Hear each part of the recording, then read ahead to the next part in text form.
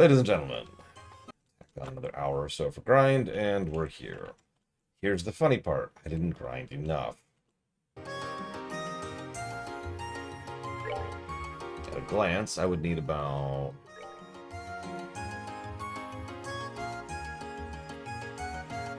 three more shiny palms to be done with that.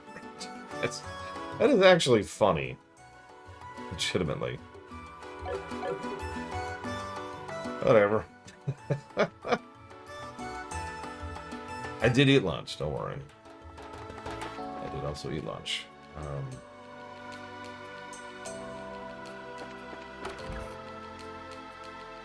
Right.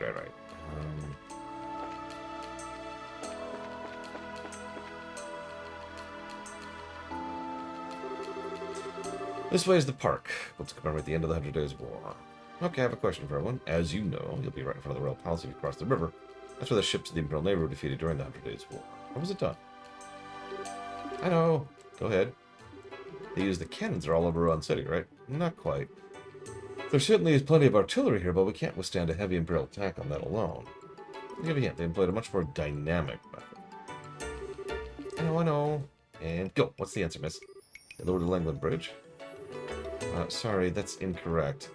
Part of the city had been knocked out at the time, so the bridge was stuck in a raised position. Here's the answer. Many old and decommissioned ships were sent from upriver to be detonated and sunk. Since the mouth of the river was so shallow, the Imperial ships couldn't break through. That's cool, but it seems a bit much. Extreme, if you ask me. Interesting. How do I check my BP without just being... Looks like I can't. Whatever. Oh god, we're at 79? Are we that low? Relatively speaking. So, for a bit of perspective, the guide mentions that at this point I should be at 129. I haven't turned in, but oof.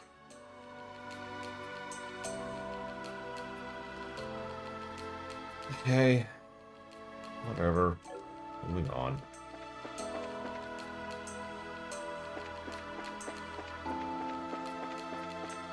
What am I doing?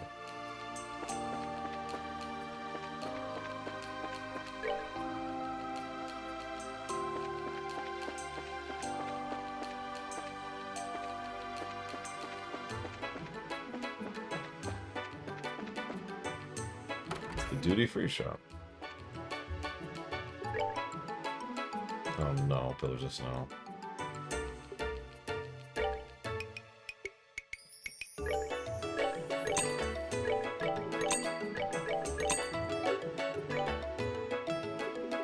Just the Liberal Decision 4. We'll read that later.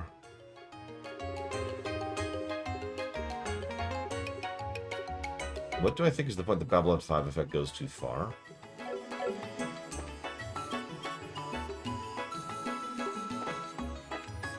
Okay.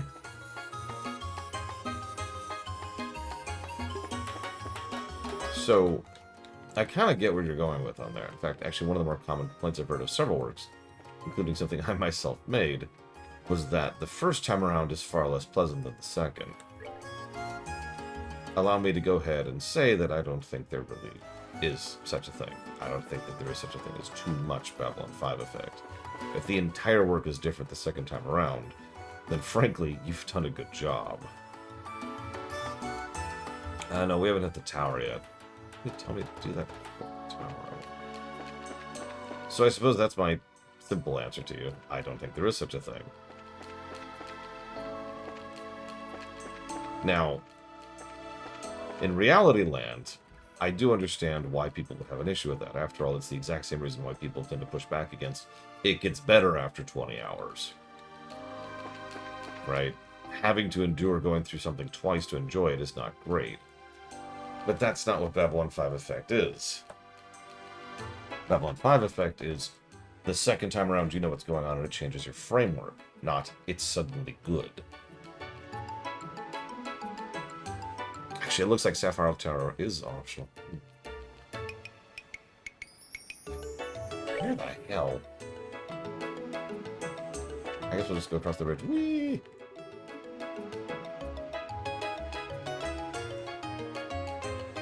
Nice bridge.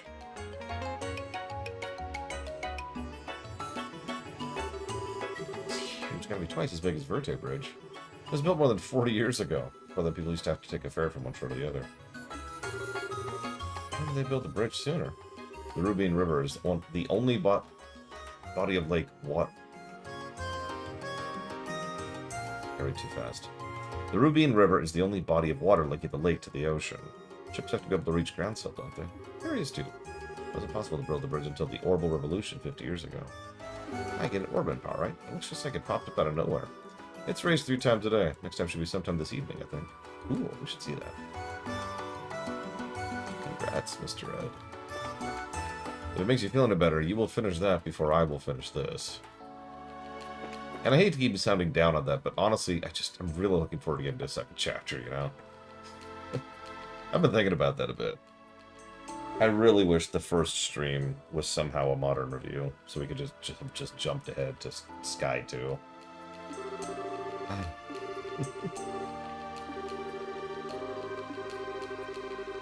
The best part is, if I am correct about my presumption, this is presumption, then the only game that'll qualify as the beloved classic Dread is the one we're playing right now. Because so far this plays a whole lot like Chrono Cross and Xenogears. All those other rough, early JRPGs.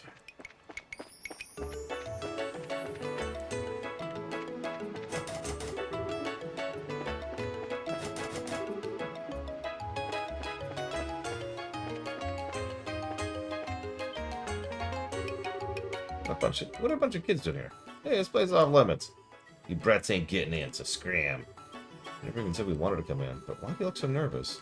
You can tell? Never mind, you're not allowed here. Just go already.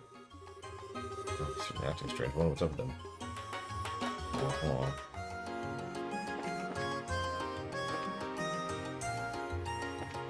It's a little slippery.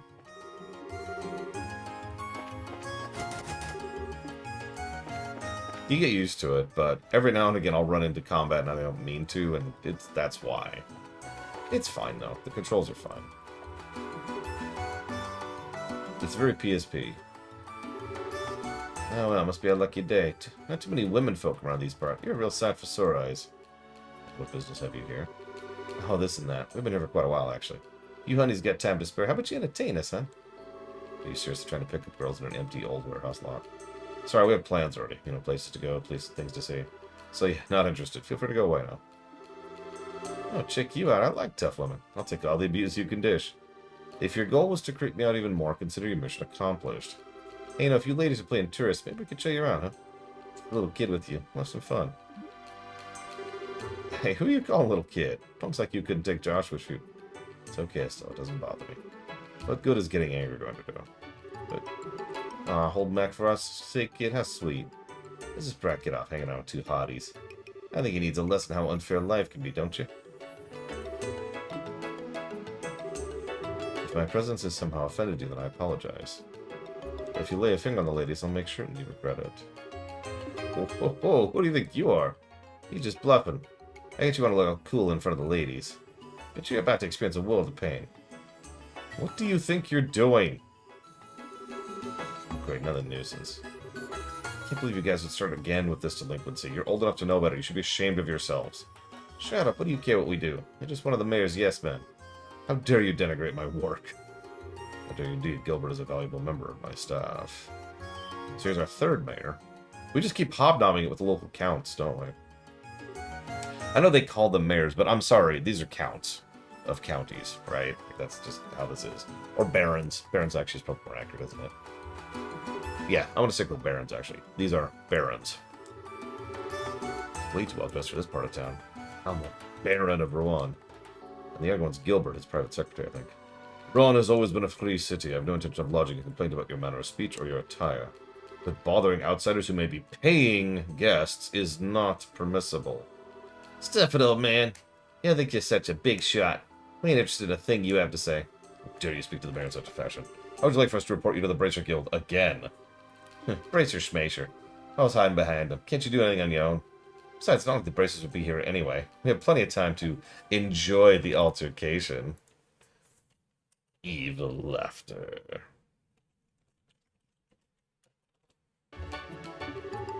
Then we'd be gone without a trace before anyone was the riser.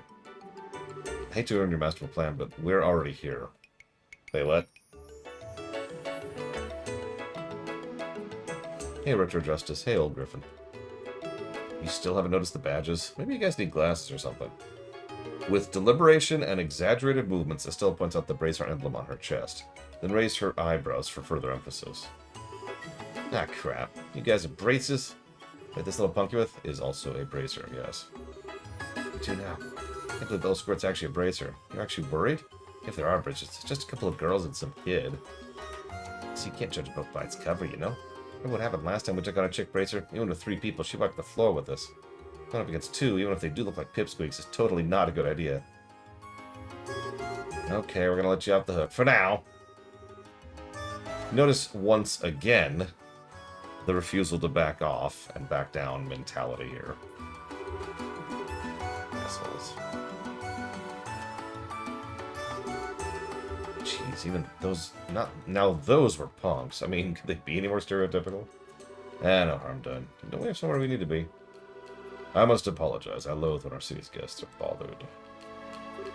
Forgive my lack of introduction. I'm Dalmor, Mayor of Rouen. This is my steward, Gilbert. A pleasure, I'm sure. You are bracers, are you not? Yep, I'm Estelle from Lug. I'm Joshua, also from Roland. Jean did mention some promising new faces soon to arrive. Might he have been referring to you, perchance? Well, I don't know about the promising part, but yeah, I think he meant us. We came to Rouen in search of work, actually. How delightful. We've had some hard times of late, you see? So any help we can get is simply wonderful. I'm sure your presence here will be a great boon to us. Times, what do you mean? Well, Jean will be the best one to supply the details. As an aside, is that a campus uniform I was by, young lady? Yes, sir. I'm Chloe Rintz, second-year student at the Royal Academy. Pleasure to meet you. Charmed. Dean Collins is a friend of mine, actually. Did you graduate from the Royal Academy yourself, Gilbert? Yes, sir. You said your name was Chloe? I've heard a great deal about you. You ran against Jill for head of the student council, right? You must be proud to have been a contender as a junior. You flatter me, sir. I'm looking forward to the campus festival. I trust you'll be giving your all to make it a memorable one, though. Yes, sir, I absolutely will. Well, I think we best be going. If those ravens start making trouble again, feel free to drop by and let me know. As my duty is... I'm just going to start doing a mental mind replace. As my duty as Baron of Rouen to ensure that these streets are safe for tourists and residents alike.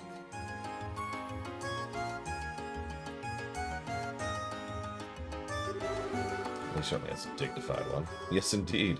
His manner and actions are perfectly suited to the Baron of a city. House Dalmor is made up of a long line of well-bred aristocrats, though we have no real nobles. He's about as close as it gets.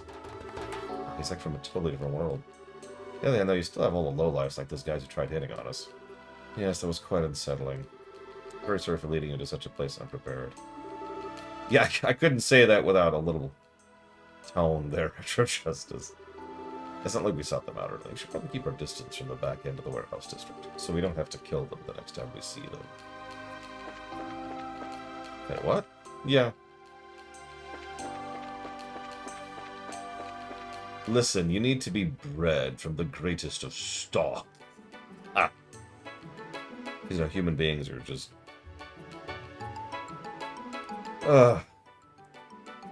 Yeah.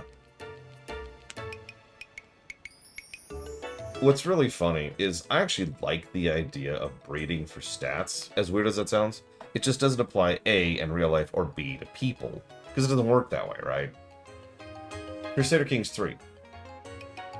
Obviously, you know, you could marry for a lot of reasons in Crusader Kings 3, but it's actually interesting as a gameplay mechanic to be like, well, you're a genius, and you have really high administration. So please marry me so I can have children. Oh yeah, Pokemon is actually another perfectly good example of this, where it's like, alright, okay, hang on. Or Chocobo breeding, back in Final Fantasy VII. Honestly, and this is also a kind of a creepy example, but it's still true from a gameplay perspective, Fire Emblem games, where you will specifically hook people up in order that their children have certain stats and abilities in the future. It's an interesting gameplay mechanic, but that's the thing, isn't it? It's a gameplay mechanic, not reality. There's no such thing as good breeding in real life. It doesn't work that way. There is, ironically, such a thing as bad breeding. But that's neither here nor there. Yeah, it doesn't even really work with animals. Or pugs. Yeah, that too, Bregman. Yeah, there's a lot of interesting gameplay you can do with something like that. But again, that's...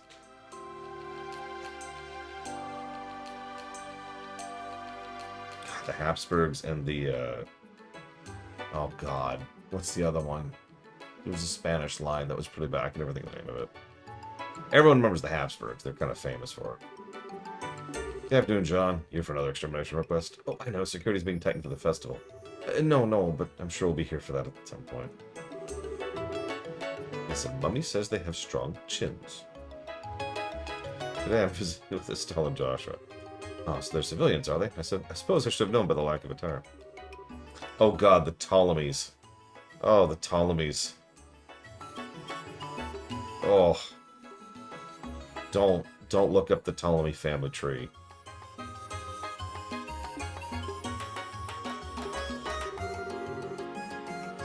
Cleopatra. Triaxia. That's a good place to start, if you want to look that one up. Pleased to meet you. I'm Estelle, Junior Bracer. I'm Joshua, also a Junior Bracer. Your family bush. Oh. Oh. Oh. Well, you're Estelle and Joshua. It's so good you're here. Wait, overly sarcastic did over you over that? Oh my god. We've been waiting for you ever since we got word from the Beauxaire branch. Old man Lupin must have sent word for us. We'll have to thank him. My name is Jean. I'm the receptionist for the Rouen branch. I'll be supervising you two, as well as providing various types of support. It's a pleasure to meet both of you. Pleasure's ours. Indeed, good to meet you, sir. Sure. Sky Bandits? You mean the incident in Beauxaire? I read about in the Little Barrel News. Did you guys really sort that whole mess out? Well, we just helped a little. It was the Royal Army that really did all the work of apprehending them. Don't be so modest. Lucan had nothing but praise for you. Now to change your assignment, I'll need you to sign the appropriate forms. Which one? The one that sucked? The other one that sucked? The other one that sucked? Or the other one that sucked? Alright, the two of you are part of the Rouen branch. Welcome aboard. You've been so busy you could never have picked a better time to come. Now you can't get away. I don't feel like I just signed my life away. Looks like you're shorthanded as we heard some time ago. Is something in particular going on? I wouldn't say that exactly. We were expecting a member of the royal family to visit, though. Oh, the family? Oh, you're not talking about the queen, are you? No, of course not. I just know it's someone of royal blood. I've heard that he or she will be giving Rouen a thorough inspection. That's kind of cool. How would that cause you to be short-staffed? Because it's a member of the royal family? If even one thing is out of place, Baron Dalmor will be worried sick. So most of our staff was requisitioned to help strengthen security. I get it. That's what's being discussed upstairs earlier. Police in the streets, right? Yes, I feel certain the crew at the harbor will be back in action pretty quickly. I want the city to be hooligan-free during the royal visit. Crew at the harbor? You mean the guys we dealt with earlier? I have a feeling they're up to something. What? Do you know something? Actually... Explain. Ah, yes, the warehouse district. That's the turf of a rather unsavory group that call themselves the Ravens. I imagine you encountered some young men and their leader there. I wonder what those Raven characters are up to. They've been fine until recently. Whoever's in charge needs to tighten the leash. The Baron's main concern, though, is that we cover the whole area. And that's why we're so short-staffed right now. Thank goodness you two are here. No, it's nice to feel wanted. Actually, that means we've got a lot of help to do tomorrow. If anything happens, say the void. Okay. It's for the evening. Look at that gorgeous sunset. And it is. All the light shines off the streets. I've always loved it, too. Oh, it's almost time. What? The bridge.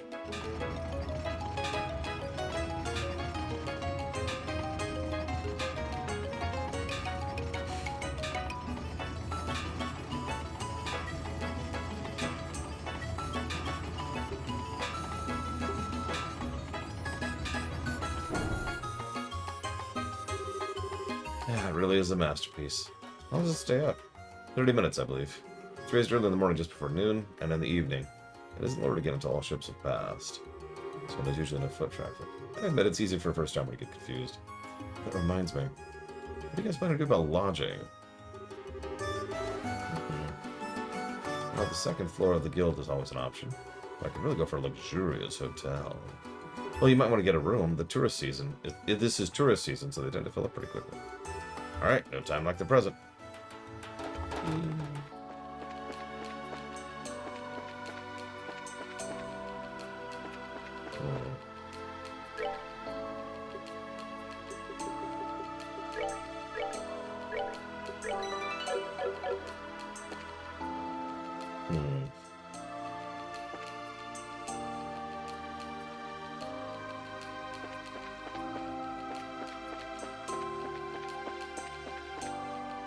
Hang on a second.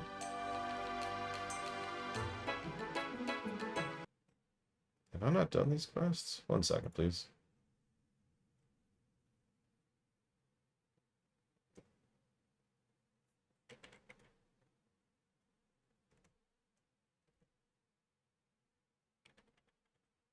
Apparently these are all after I stay for the night. Okay. I guess that answers that. Although I'm curious of something while we're here.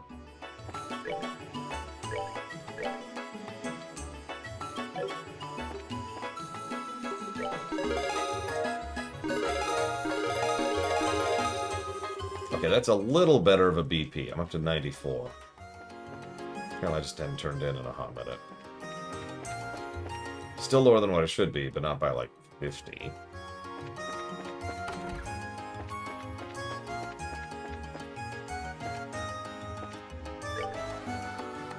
That's pretty much, I think I wanted to put Petrify on something. Right? I think, hang on, let me double check the list.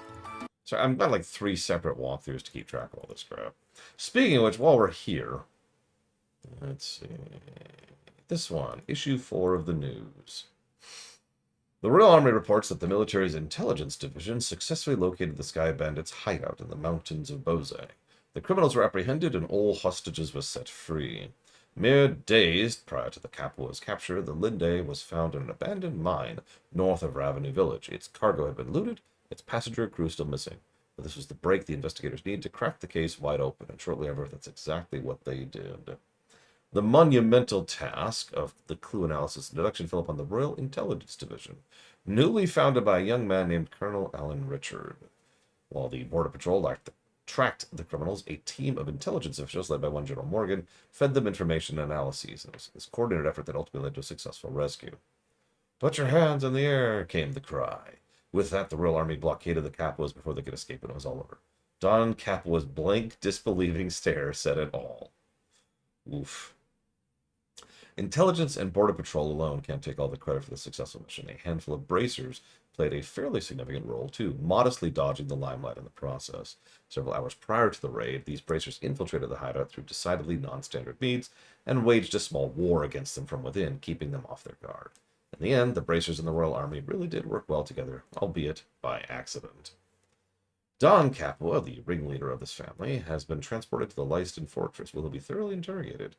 The Capua's Imperial-made light craft, the Bobcat, has been impounded as evidence, and the case is expected to be an open-shot one. Friends and families of the hostages finally have a reason to smile again, now that they know their loved ones are safe. Bose's... Oh, hang on. Oh. Bose's Baroness, Maybelle, is overjoyed as well. This is the result we all prayed for, she says, and we owe an immeasurable debt of thanks to all those involved in resolving this incident without casualty. We at Liberal News also wish to send our gratitude to General Morgan, along with all his men and women of the Intelligence Division, for working around the clock to track down the whereabouts of the hostages and their captors. Everyone else involved deserves commendation as well, so let's be sure they return home to their homes and receive a true hero's welcome. Meanwhile, our sources say that Her Majesty's nephew is planning a vacation to Iran, but the exact time and locations remain undisclosed. The upscale Anteros restaurant in Bose's North Block suffered a loss this week when an Imperial traveler and would-be Mamician built on his rather hefty bill. The man was arrested on the spot and imprisoned at Hocken Gate. A bit severe, but it sends a powerful message. Grats, Olivier. You're in the nose. Ah.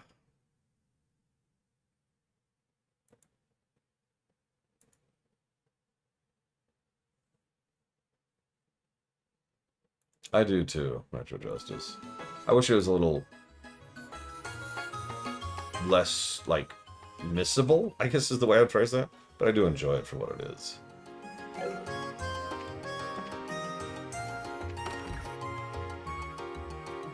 That's right, they're tough on crime.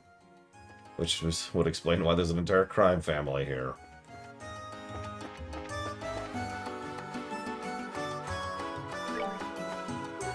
Hello, welcome to Hotel Blanche. You have a reservation? No, but we're hoping that... Do you have any rooms available? Impeccable timing. We just had a cancellation for the room on the top floor. If it pleases you, I can show it to you now. It's empty due to cancellation. I'll be happy to charge you the standard rate. Not to mention you appear to be braces. I consider it an honor to serve you for all the hard work you do in protecting all citizens.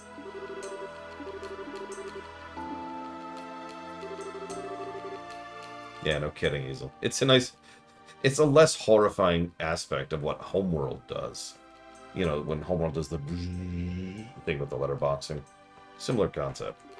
This is a cutscene. Just, you know, without the anxiety that comes with it. Bye, Chloe.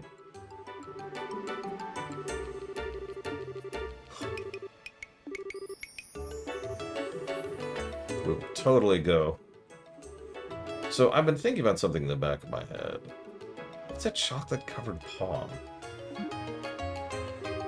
Hold on, Estelle. Did you forget how busy we heard the guild is? And that again.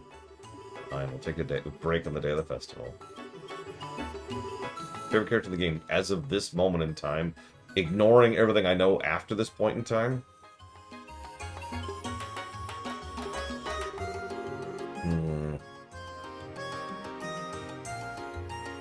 Maybell. Her guide be completely wrapped around her figure.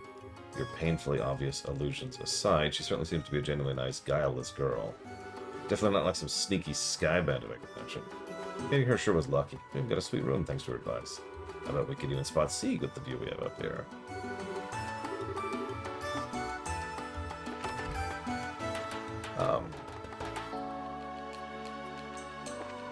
I was thinking about it to myself, and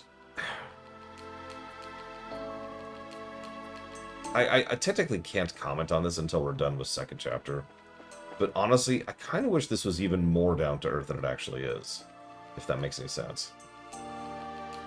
Hear me out for a moment. A format you don't see very often is that you go to an area and you deal with some local issues, right? Something that is bothering that area. And then while you're there, while you're in that region, it's all local, regional stuff. Honestly, WoW is a really good example of a game that does exactly this as its story format. But another game that does this, believe it or not, is actually Earthbound. While there is a main plot and a main thread for Earthbound, a lot of what you do in most of the cities, especially in the first half of the game, is just dealing with that city's problems, right? Regional quests, put very simply. Tor dips its toes into this. A lot of MMOs do this. But my point is, I think that format could have worked very well here. While we do kind of do that, we really don't. And I don't want to sound complaining, but I do think it is actually a narrative problem. I do think it's actually negative worthy, because the Sky Bandits thing is kind of weirdly distended, like a film across multiple regions, when it really probably should have been just like the plot of the Bose region, beginning and end, right? We get to Bose, they're having weird issues with criminals. This is strange. Oh my gosh, what could be happening? Holy crap, there's been an airliner kidnapping. Oh my gosh, we have to go deal with that. We deal with that, we're done, and then it's done. They've left the narrative, right? And then we have, like, you get the general idea, and focusing more on these kind of regional art could have continued to have this fairly slow boil, fairly down-to-earth perspective here. Look, Magister, instead of, yeah, it gets muddled because of the Cassius arc, which being really honest, I also don't think really should have been there. I know that sounds strange, but I actually can't talk about why yet. We'll get there at some point. No, I know, Magister.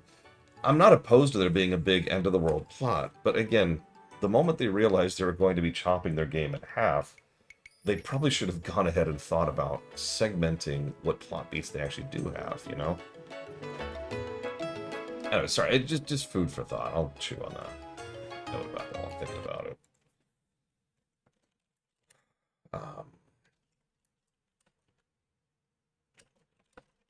Put a question mark there. Nice room. I mean, yeah, I know, Easel, and I do understand. It's actually really funny. Let's see, we went from Gothic to Chrono Cross to Xenogears to Planescape Torment to this.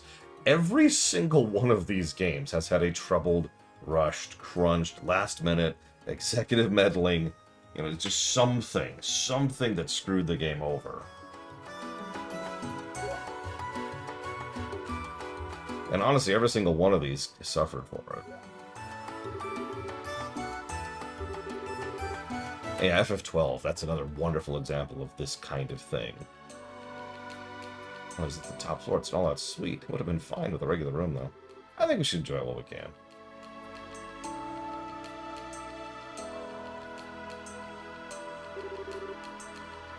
Oh, it even has a balcony.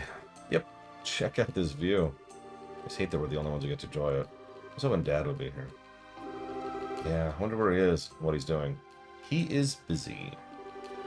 Why isn't this all posh?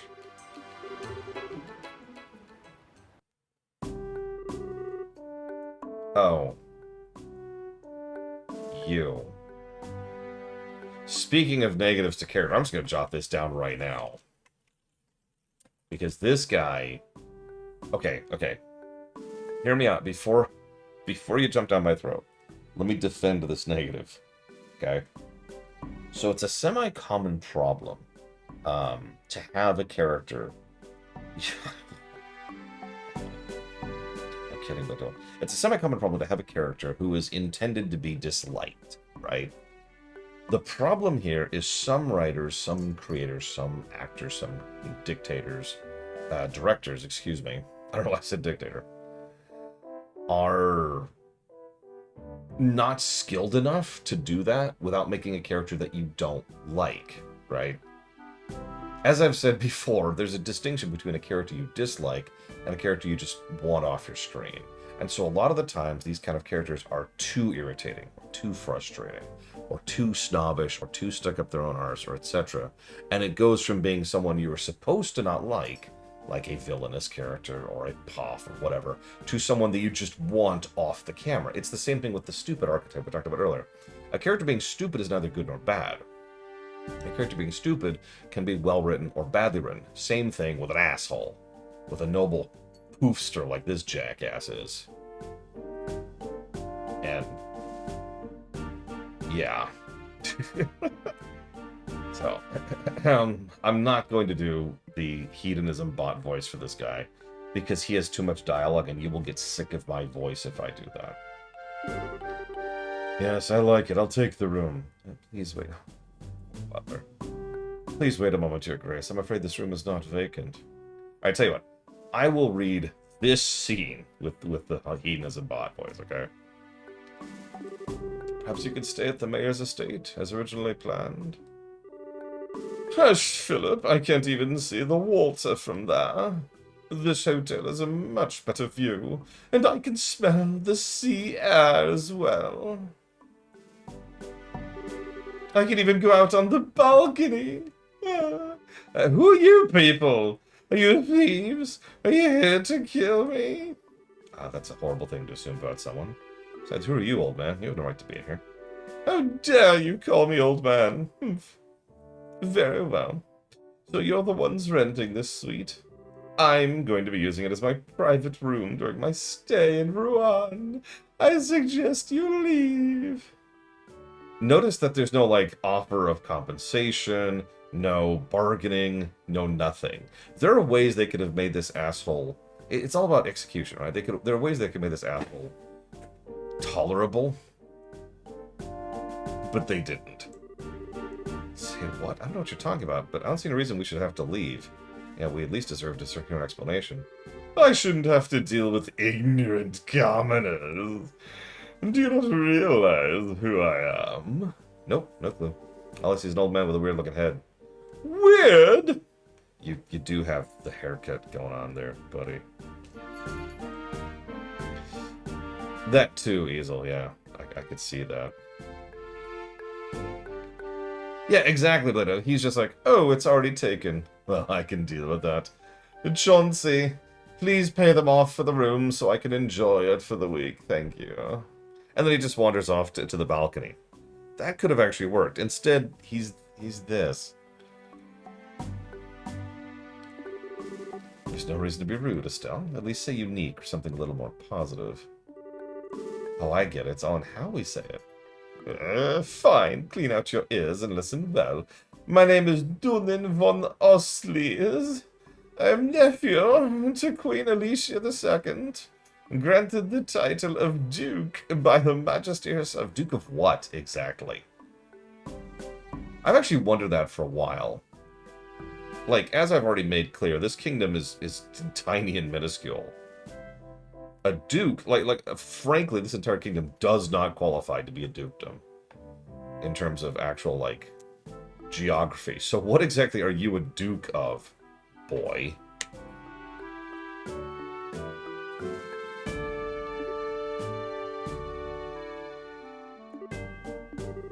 I see your astonishment has robbed you of the ability to speak. But that's to be expected. What more reason do you need to give up the room? Notice that is now 2 opportunities he's had to actually pay us off and refused. And now they start laughing. You're hilarious, old man. I'm dying here. You're supposed to be the queen's nephew?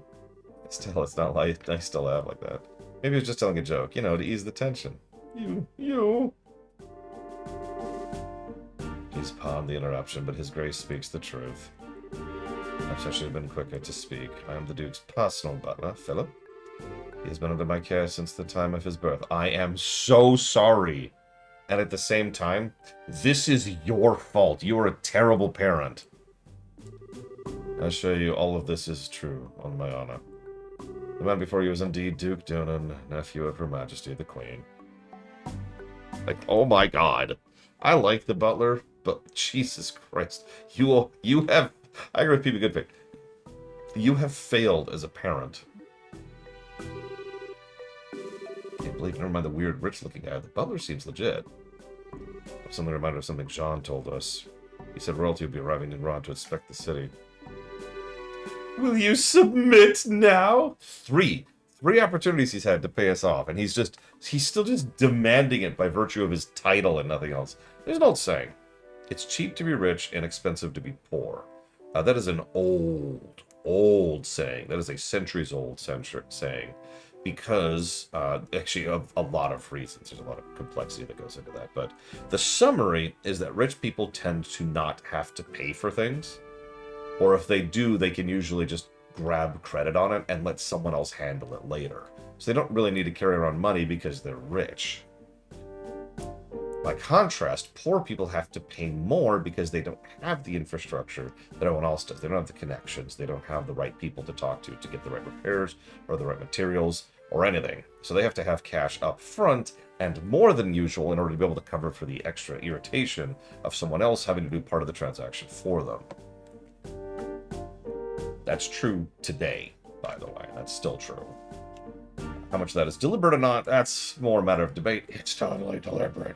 But, this guy totally reminds me of that mentality. He just actually thinks he can walk in and say, this is mine, and let someone else handle it. I am next in line to succeed the throne. You should be honored to give me your room. Such an opportunity is afforded to commoners quite rarely. You've got to be kidding. You may be royalty, but I mean, you're just acting like an arrogant old man. Miss, please, you must wait. Huh? Please hear me out for a moment. What? Pardon my impermanence. I would like to ask you a favor. Could I persuade you to relinquish the room? He produces a large sum of mira from his breast pocket. Hello, cat. His Grace is the type of man who will not be swayed once he has begun speaking. Yeah, that's your job. As the parent, you know? I fear his trait may be due to negligence on my part. Yes! Yes! This is your fault. So please, please.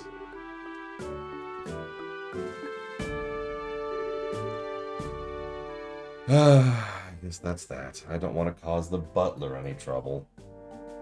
Oh yeah, by the way, this is quite frankly another reason why people like this get away with it.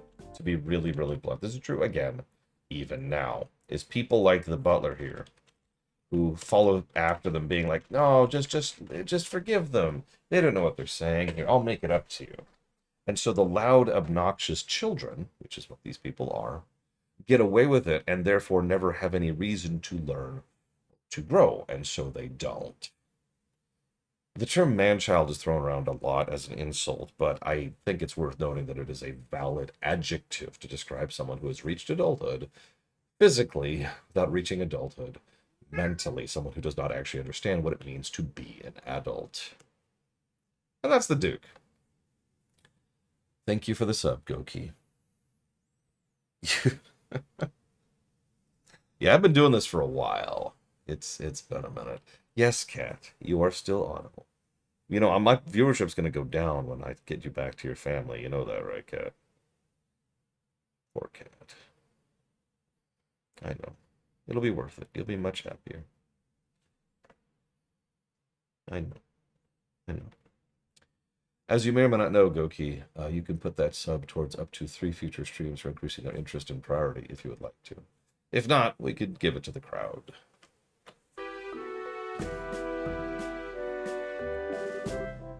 You can have the room, and people let him get away with it. Again, this is the problem. Sorry, I really hate to reemphasize it, but this is the problem.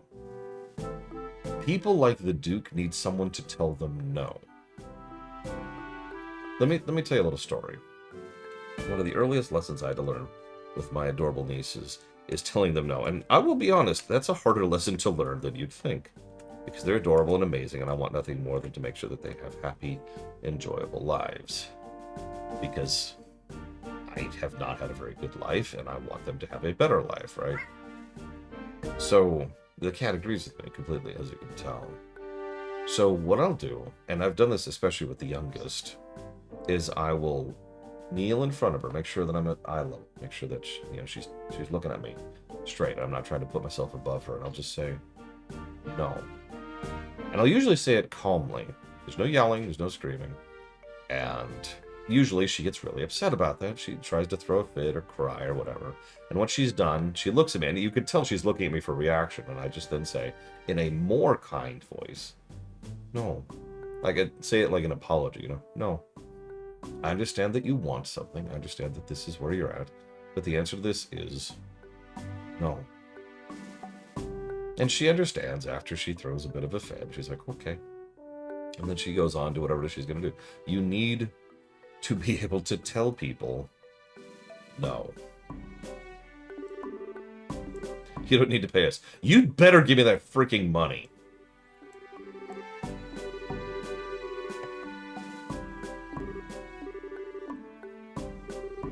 What are you whispering about? Oh, nothing important. Please pardon our intrusion. We'll give the room over to you. Yeah, so if only you'd been so humble to begin with. You'd do well to retain that mindset in the future. I really could use that mirror, too. That's the funny part. I am actually kind of broke right now in-game. If you explained your situation to the Duke, he still wouldn't take no for an answer. I'm really sorry you had to deal with that. Yep, there's no other rooms. You idiots.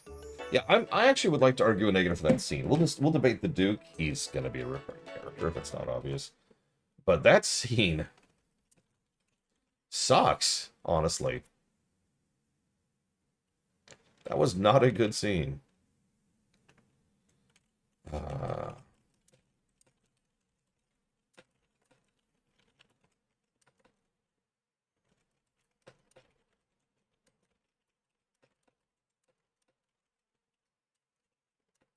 The butler I could see, honestly. In fact, I'll jot him down as a potential. Yeah, the Duke actually gets worse, if you could believe it. Just in this game. I don't tell me he's in the future games. Don't crush my hopes like that.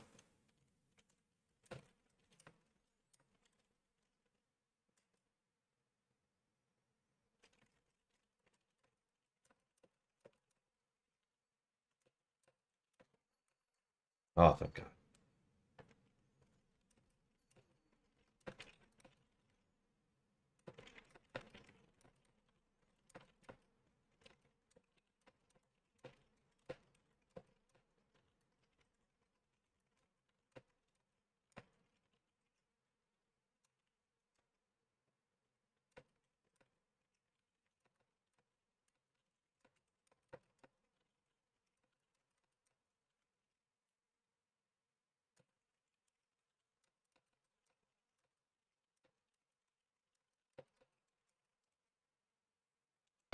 Sorry about that.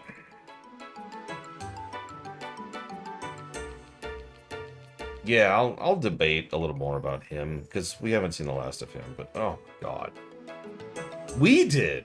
Sorry, Joshua technically is the specific person did, but we said we don't need any money for the room that we paid for. By the way, hey guys, I haven't seen you since the Sky Bandit place. Good evening. I wouldn't expect to see you here. Now look who's talking. I didn't think you two would show up in Ron. What's up? You got problems? Yeah, we were really, really stupid and we let a tantrum-throwing baby have his way instead of saying no. You two get into the damnedest situations. Yes, Retro Justice. Yes. Again, rich people don't have to pay. That's one of the reasons why when the butler offered to pay us, I was like, yeah, that's exactly what I was expecting. And then Joshua says no. And I forgot about Joshua saying no, to be honest with you. And it's like, oh, Joshua, buddy. Yeah, don't get your knickers in a twist. You can stay in my room. My room has some extra beds. Clerk or concierge, whatever, you don't mind, dude. Not at all. In fact, you'd be helping me immensely. Sounds like a plan, then. Room's on the basement floor. Oh, man. Yeah, exactly, man. Yeah, the electricity thing is going to be a problem next year. Let me tell you, I am not looking forward to that, as someone who lives and breathes, more or less literally, on air conditioning.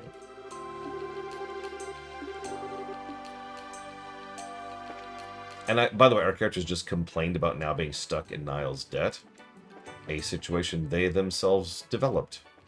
Like, I understand, in the interest of fairness, there's lots of possibility where you wouldn't want to push back against the Duke. We're two nobodies with very, very little political affluence, and he could probably make life very uncomfortable for us. Fine. I could buy that. I could understand that. However, we should have then at least taken the freaking bribe, which was my primary issue with that. Yeah, take the freaking money. God.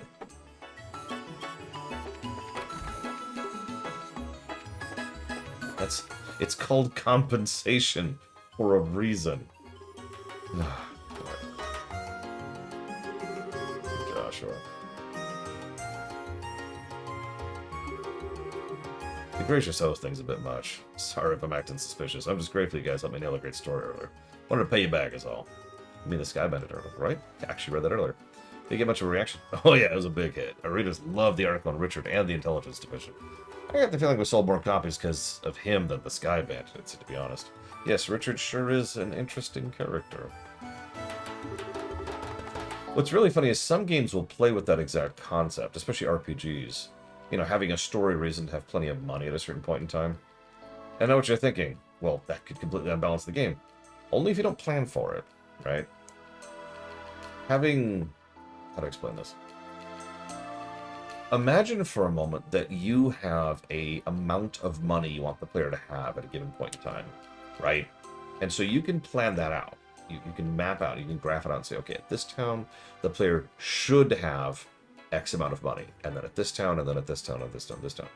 So what you could do is you could design, okay, there's this many encounters here.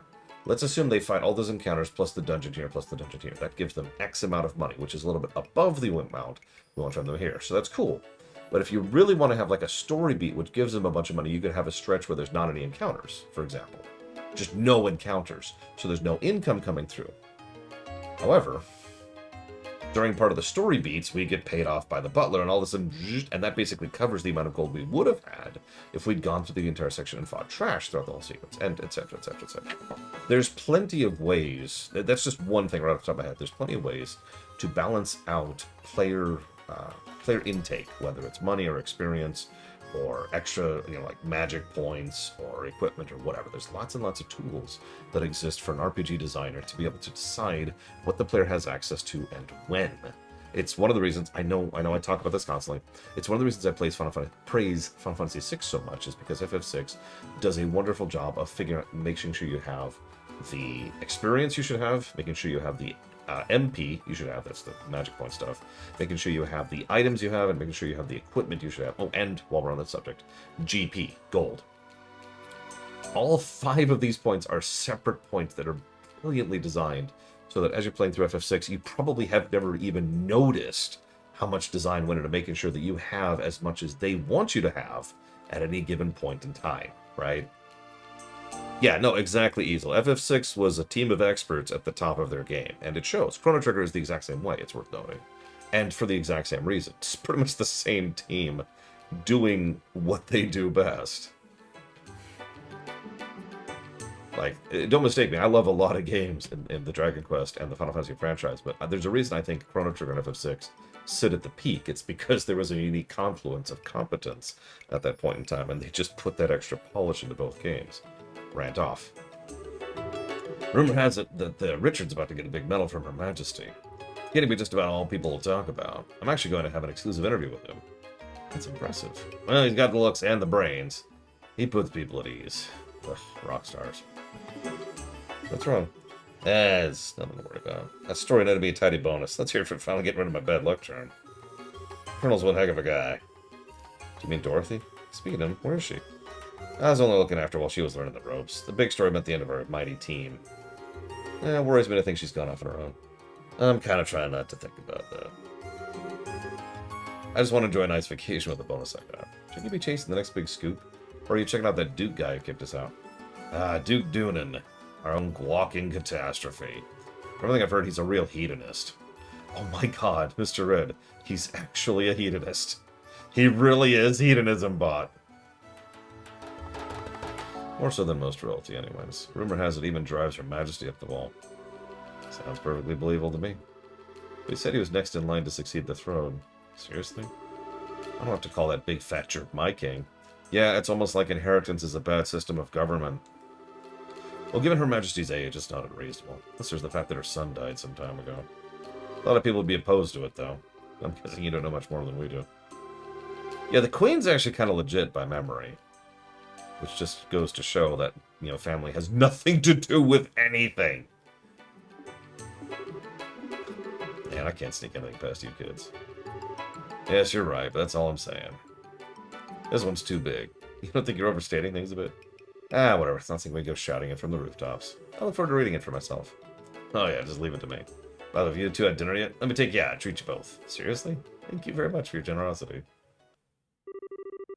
That night, they went to a casino and bar called the Laventar. For a meal consisting of the best seafood from Azalea Bay, and a drink, in Niall's case. DZ Maven left.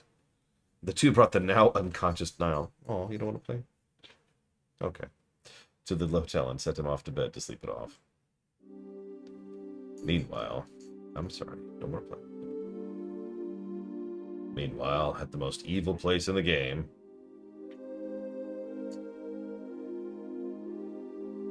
I'd go insane. Sleeping in a room with 3 other people. I'd go insane. I'd turn into a murder hobo. And just start stabbing everything in range. Starting with myself. I suppose this much sewing to do is proof that the children are full of energy. I'll wait till morning. Now I best get some sleep.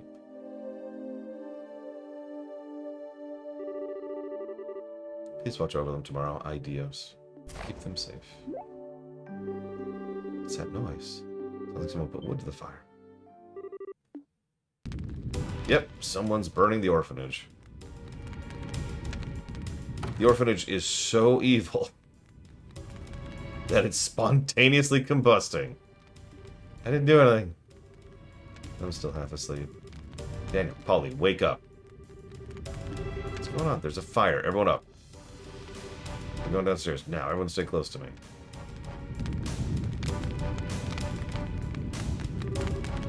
What the heck? It's all smoky. I'm scared. Sleepy. Right to the exit. Care about me. Protect the children. And they're all dead. Alright, so. Now that they're all dead...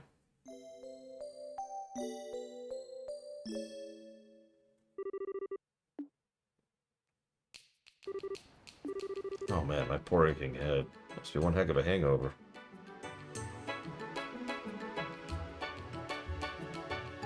Yeah, it cost us the matron to get rid of Clem. It's kind of impressive the way you drank the whole bar, though. Sure you okay? You want some water? Or the bucket again?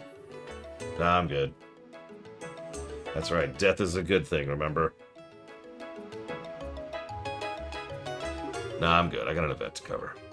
Well, thanks for taking us in yesterday. We're both very grateful. Just pass on anything interesting you hear to me. I'll be in Ron for a while, too. See you later. God, why is the light so bright?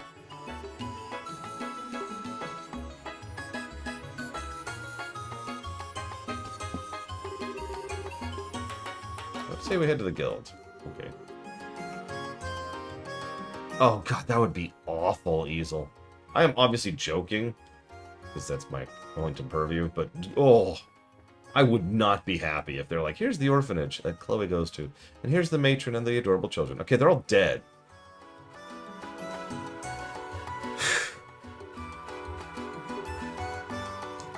Grab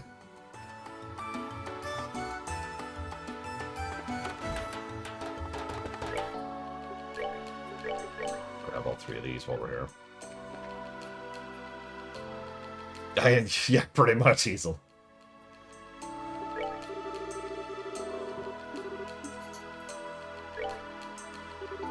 Good morning, John. Good morning.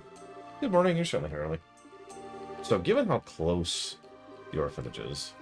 Yeah, I was going to say, there should be some warning about this pretty soon. Hello, you've reached the Bracer Guild. Oh, that's from White Magnolia. Mr. Dribbler reaches that old comm equipment. What did you say? I see, yes. Last night the orphanage on the coastal road caught fire and burned to the ground. Any idea who might have done it? So, okay. I've been kind of casually walking over it. For all of the issues this game has and the writing aspect, and it does actually have quite a few, I think. One of the better written things in this game is Joshua. Yeah. Exactly, PB Good Fate. It's this is like example 537 of it. But I just felt like pointing out because I haven't been pointing them all out as we go. Joshua consistently has a mentality, and it speaks a lot of his character and his overall focus. He's also the kind of person who tends to deduce things way before anybody else does. Correctly, I feel like adding. Are you too familiar with the orphanage? Familiar. We were there yesterday afternoon. Are the kids in the matron okay? That I don't know. Yeah, we're going right now. Let's go. Let's go. Let's go. Let's go. Let's go.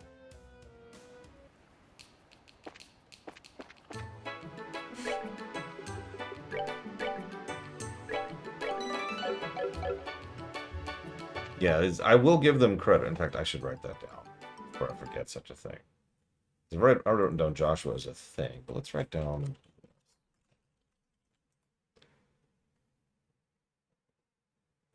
Write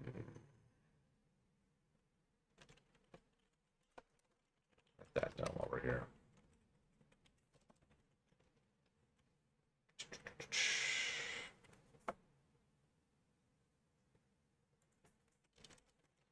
And put a bunch of question marks there.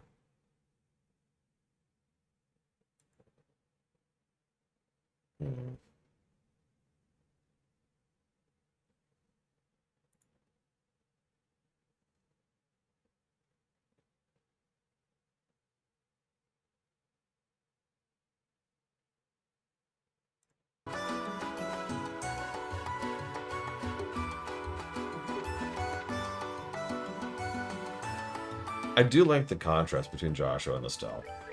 I honestly just wish I liked Estelle better here. I am extremely curious what they're going to do with her in the second game. Do not tell me. I don't want to hear it. I want to see it.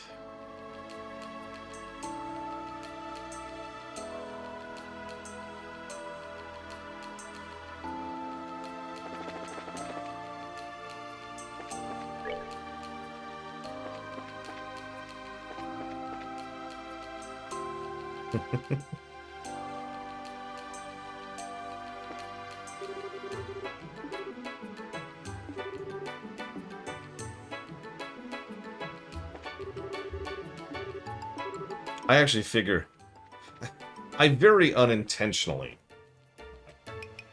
streamed this at like the worst possible time. Anybody interested in this run is probably going to be off playing the remake as of like tomorrow.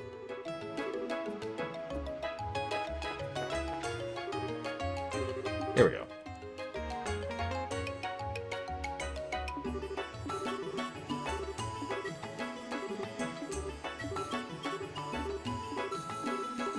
He dropped a key. It's all the information that's been conveyed there.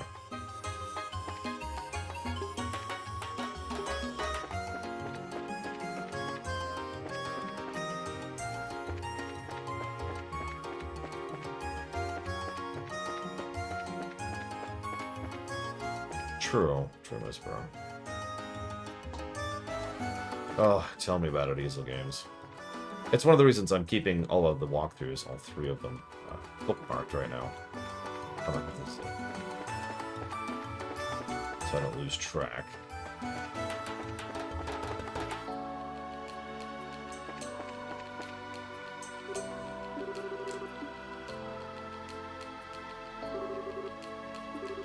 wonder what it could be.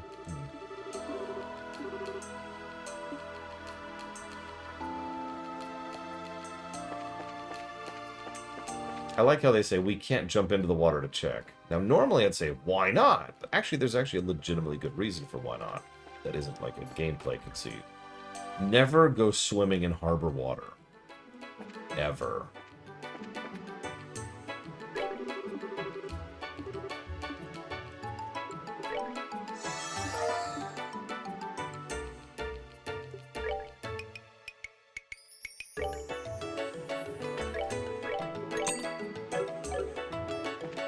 So, harbor water is, and this has been true for a long time, notoriously filthy.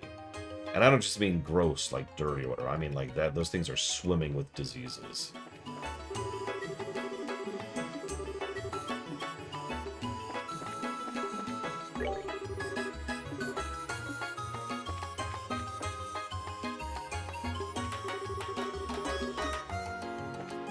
Why won't he give me the frickin'...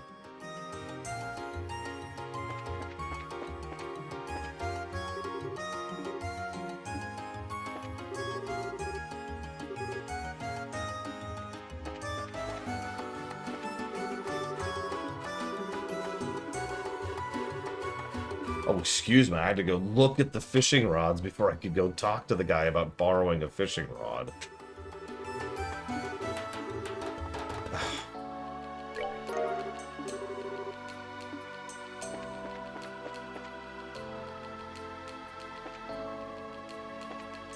Oh yeah, no. Lake water is very different.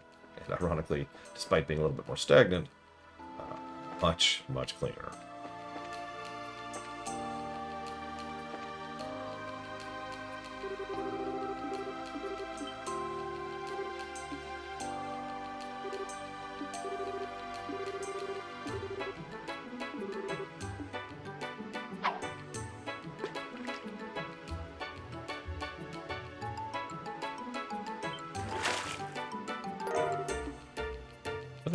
That was actually really quick. Yeah, that's not really the same as congratulating me. How to get dropped in the water?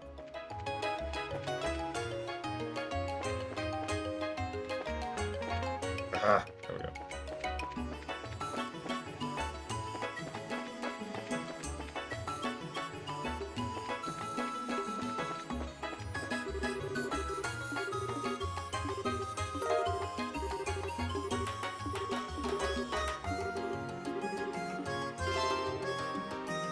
Quest completed.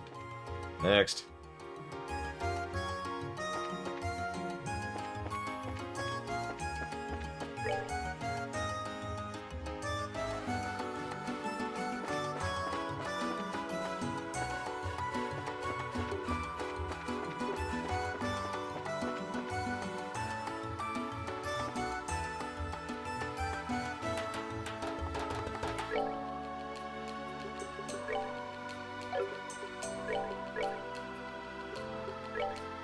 Can I do that right now? No, I couldn't.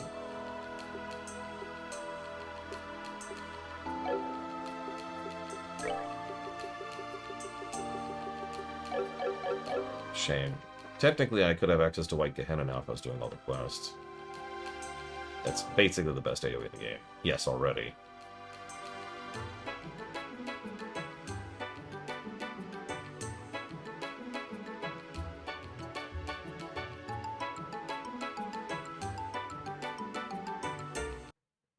Sorry, 1 second, please.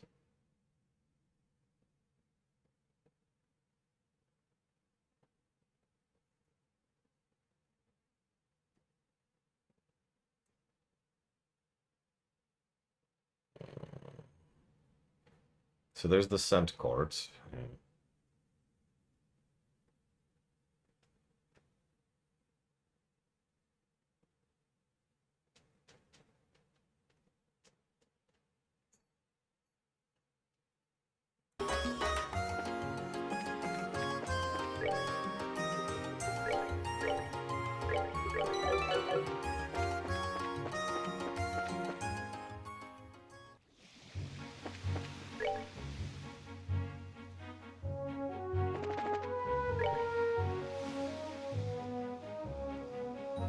It is the other way. Not bad.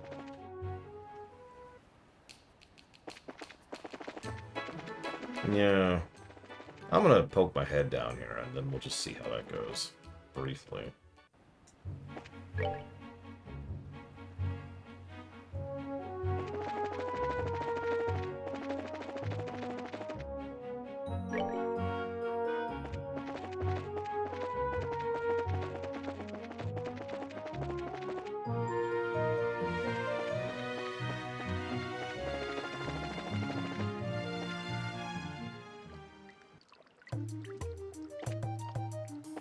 Yeah, this is the completely optional tower.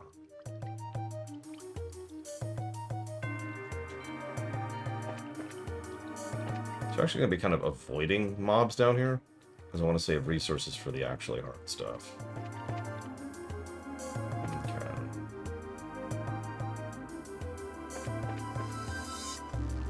Although, actually...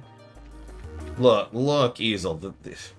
Rinoa is fine. Okay, she has really good upper body strength. There it is.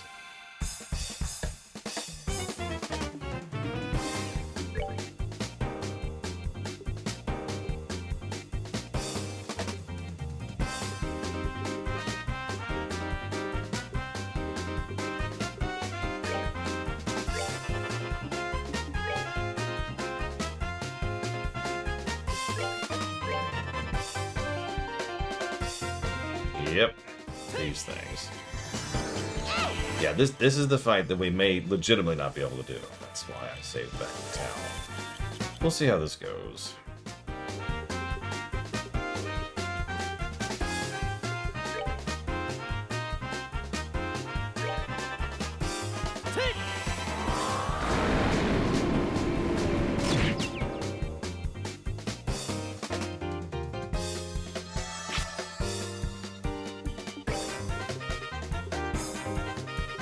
She has access to her AoE heals airs, greens, but also bigger fire attacks now too.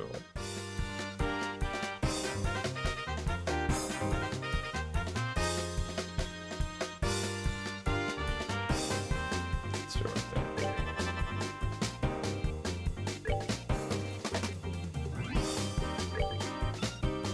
He go out? Okay, so he's gonna go after those two.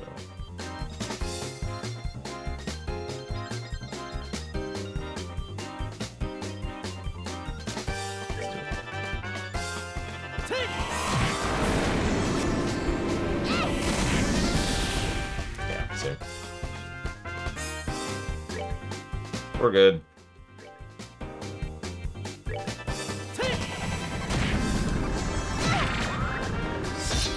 Hi, Valerian. I forget, have you played this game? And if not, why not? Listen, if you need some cheats, I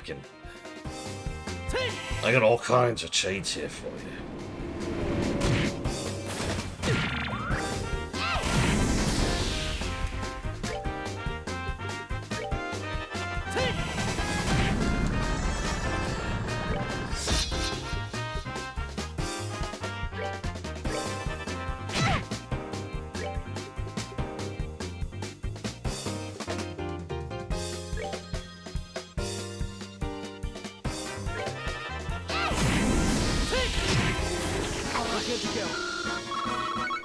Alright.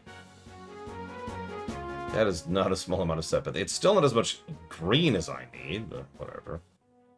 But, quest completed, which is the real thing I wanted.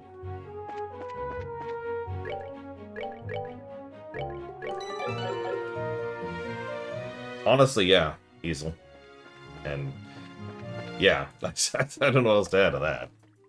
Okay, so now we do the tower, sorry. Ahem.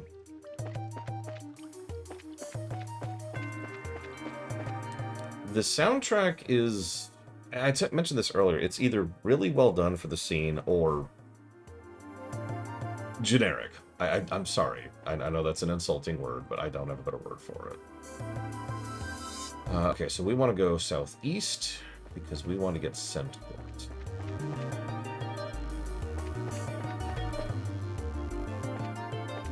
True, Hazel. FF5 was actually weirdly experimental of an FF.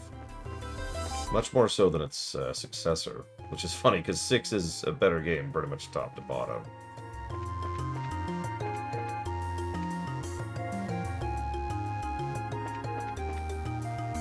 Oh god, I've actually lost track. We're in the 3rd floor? Okay, this is the 3rd floor. So this is the 4th floor, and this is Evo. Evo, why are you on the 4th floor? Okay, so this... Okay, here we go. This is the one we want. Let's save before we do this.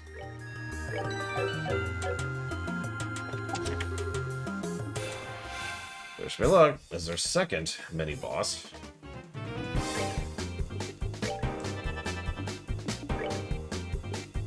Oh my god, Evo, that's the best pun you've ever said.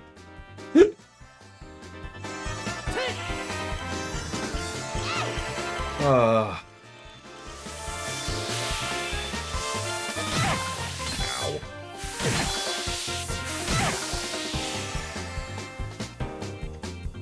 Okay, I hurt like hell.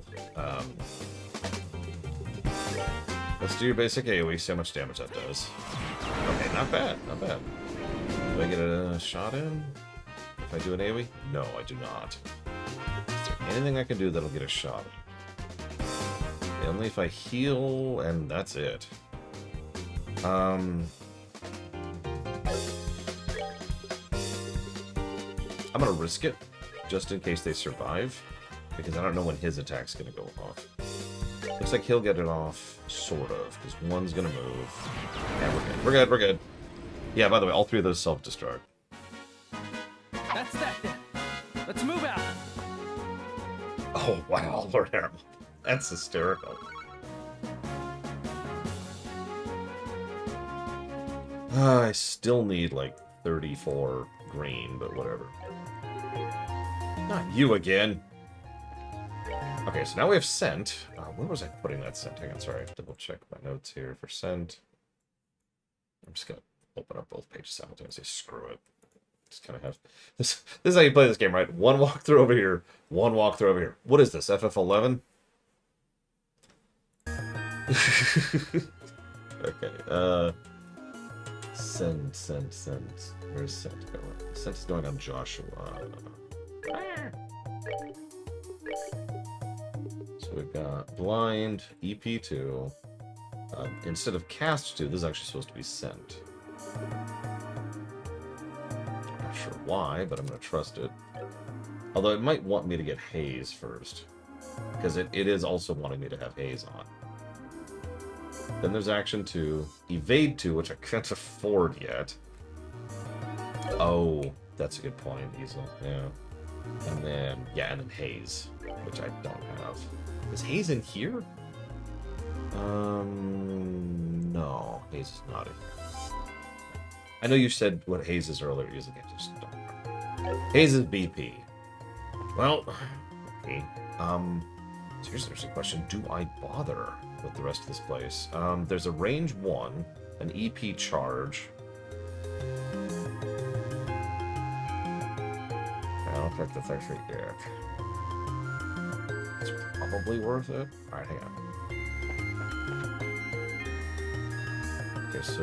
Oh god, I've lost track. Hang on. Is this floor 3? Yes. Okay, so this was floor... This is stair A.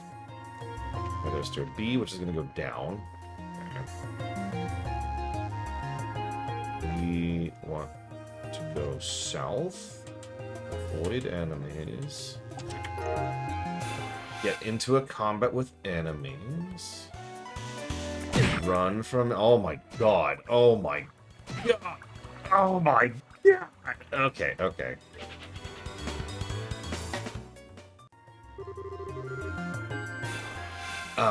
Yeah, that's bad. Oh, that's bad. Oh, that's bad. She's dead.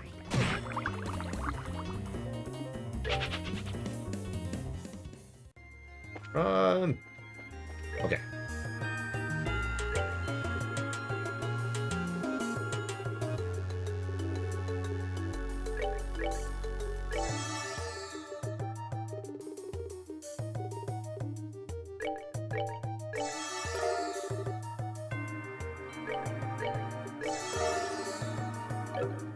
Okay. Success. While we're here, actually, we'll use some of the other thing that's been draining my mana. Excuse me, money. Get this mana up.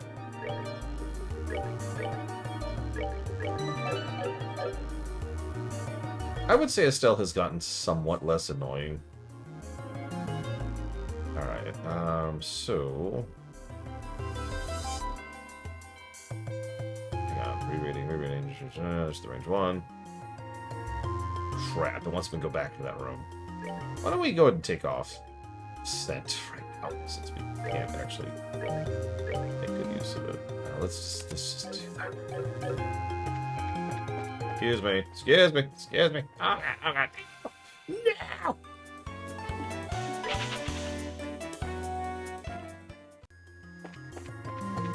Okay, so apparently I'm misreading. We'll go this way then. This should lead down. Yep, to the second floor. Okay.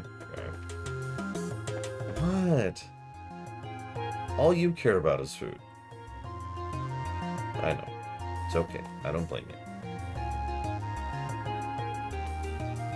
I know, right, Easel? Speaking of, we're probably gonna have to kill this guy, so let's go ahead and just get rid of these guys. Can I get them before they move? Yes, I can. So let's do an AoE. Can I get them before they move? Yes. Die. Okay. I don't feel like wasting more mana on you. I happen to have the best weapons for this area. Diligent Dodo. Out of pure spite. It's empty. Treachery. Alright, okay, so now we go back up to the third floor. There's a small road that leads to a half-circle platform. I'm guessing that's over here. No, this...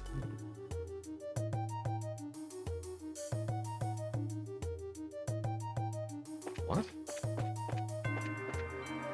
Yeah, no, this is the third floor.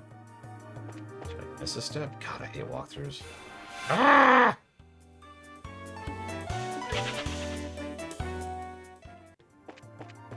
I was just poking fun, don't mind me. Yeah, this is it. Like, there's only one way to go. Okay, well, we're back on the third floor, but there's, like, more to go? Let's double check. Yeah, there's, like, nothing here. And that's a dead end, because of the gap. So, I think it wants me to go all the way back to the third floor. No, the other way back to the 3rd floor. This way. Maybe? Nope, because that's down to the 2nd floor. What?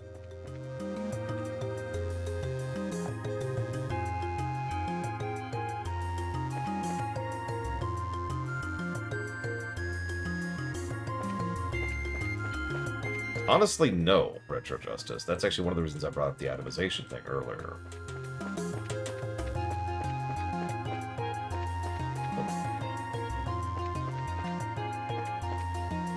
I mean, obviously the gold thing was one of the main reasons for bringing it up, but I stand by it.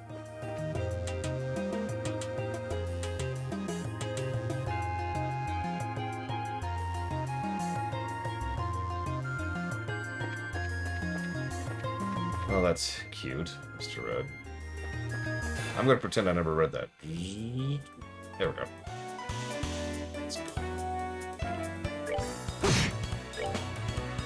What's funny is the boss chests are generally lucrative. You noticed that, I'm sure.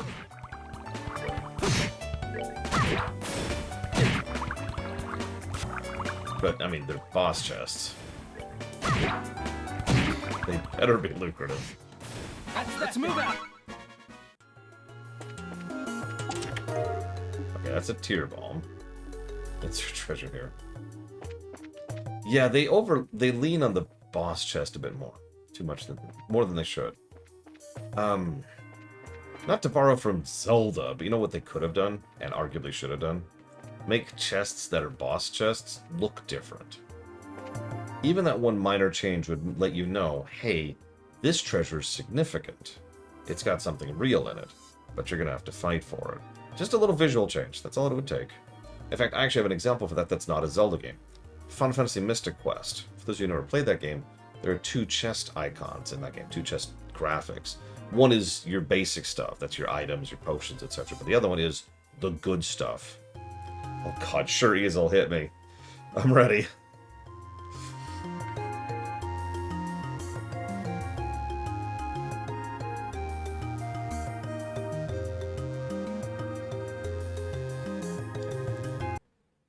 Just go to Alt Tab now. Because I kind of want that EP charge. I actually found several maps for the 3rd game when I was looking for maps for the 1st game. Why, yes, I found that incredibly annoying. Thank you for asking.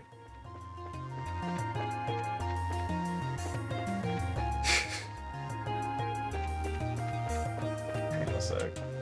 If this is the EP charge, which it is, okay, never mind. So when do you plan on giving me my stuff back? Block. But yes, anything that's quartz is probably worth picking up one way or the other, because it's quartz. It's one of the primary vectors of power output, and saves you a ton of stuff. Although, I don't see EP charge on this list. Oh my god, am I wrong? Am I stupid?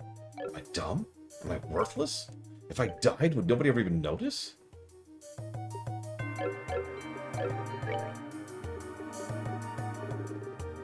my god, all those things are true!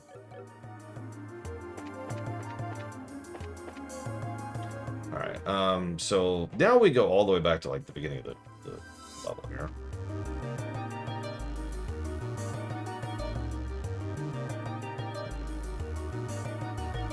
Yeah, we should probably get the gear. Yes. I was mainly here for quartz, but... I'm going the wrong way.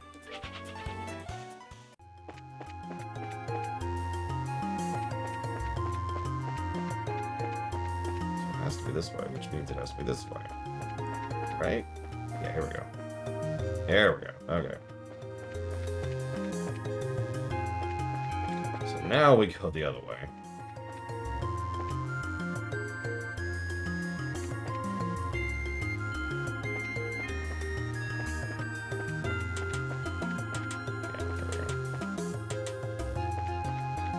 See, I kind of didn't mind an FF4's case, admittedly. But then again, in FF4's case, they were bosses with mechanics and gimmicks and, you know, extremely lucrative rewards for defeating them.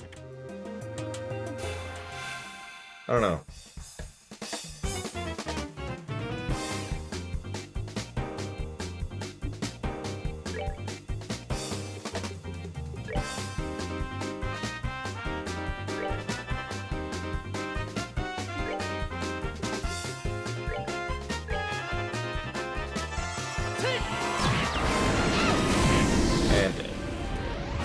to go. Still don't have enough green, by the way. We got the army boots. You came back. I knew you would.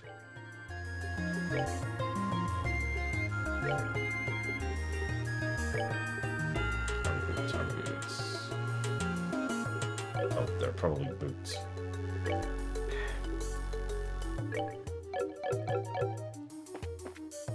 Yeah, green... Blue was a problem early on because of enemy distribution, but green has been a problem ever since. And yeah, we'll see how that lines up.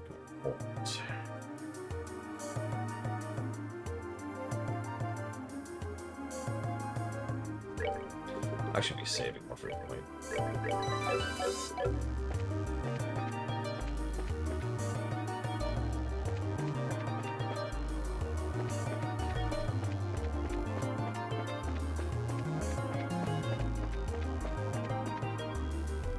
Oh, God, the Great Crystal. I love FF12 a lot. I would consider it an actual great game, not just merely a good game, but oh my God, the Great Crystal.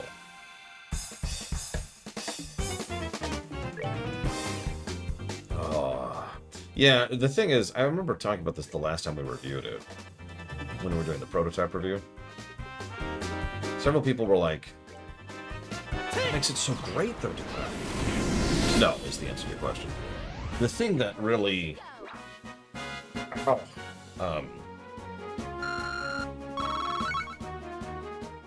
the thing that really pissed me off is people are like, I don't understand why you have such an issue with this. Because it was so easy getting through that. And I was like, yeah, that's the mandatory part through. Getting to Omega?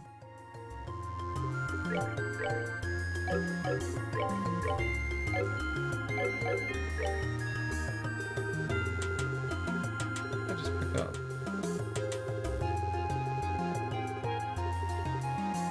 Oh, I guess it's a sword for Olivier. It's funny. Or, no, that's a sword for Chloe, isn't it? My bad. Oh, yeah, the friggin' timers.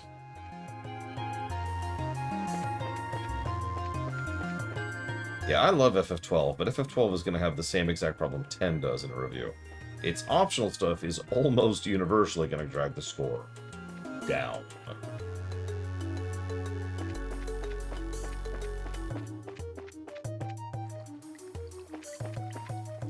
I actually might do an MSQ-only review, or that is to say, number, for those curious for games like FF10 and FF12. Okay, tower done. Let's go double check some things. So we defeated that.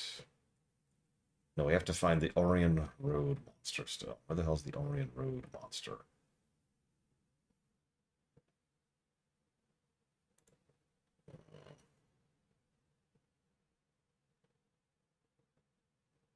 Wait.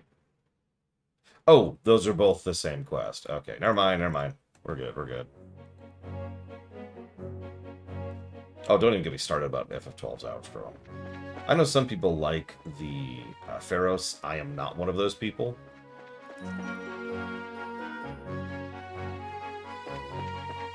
Oh god, the Pharos Subterranea. Or however they pronounce that. Yeah, FF12 is going to be one of those weird reviews where I'm just going to be like, so let me explain to you the optional content we're not doing, because honestly, a lot of this is just not going to be worth doing on camera. Explain, explain, explain. Okay, so here's the negatives we're giving that. Reduced to searching empty chests. That's really sad. That's exactly what my very real Australian girlfriend said to me.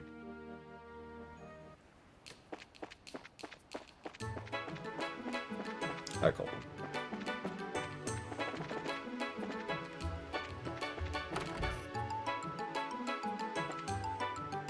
Yeah, my Canadian girlfriend broke up with me. She was like, no. I don't remember why. Okay, let's turn in.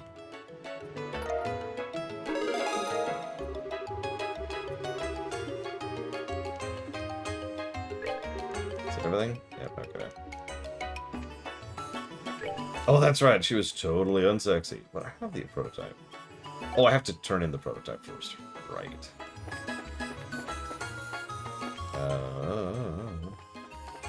I said, excuse me, you have... What was... It was this wonderful line. It was like, you have a lack of sexy problem.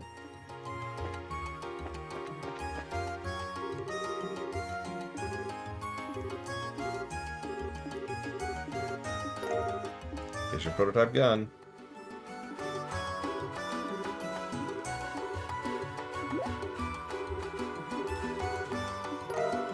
Attack 2. Nice. Hello, cat. Okay, now we go turn it. And yes, that guy came here from Zeiss to develop prototype guns. Old school RPGs that did unique things with classes.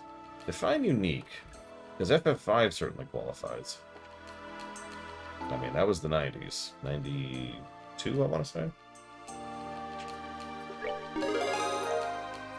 Damn. Still not where I want to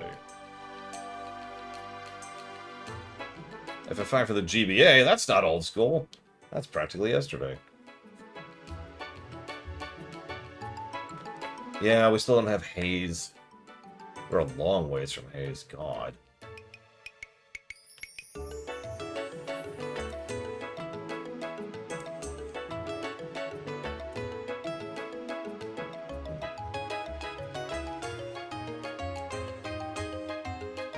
Yeah, I was kind of hoping we'd get Haze as a result of all this, but that's clearly not happening. Ugh. Okay, so... Blind, EP2, Scent, which I'm not going to put on. Action 2. Still don't have an Evade 2. I could... Haze. Let's do... Can I get anything worthwhile in here? Combo-wise.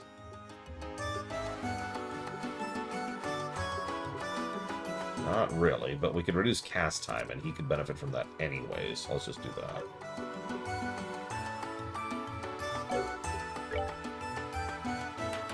Eagle, Seal, Evade 2, and P2 action. Well, she's actually good to go. She's set up. You can tell because of her spell list. Look at that.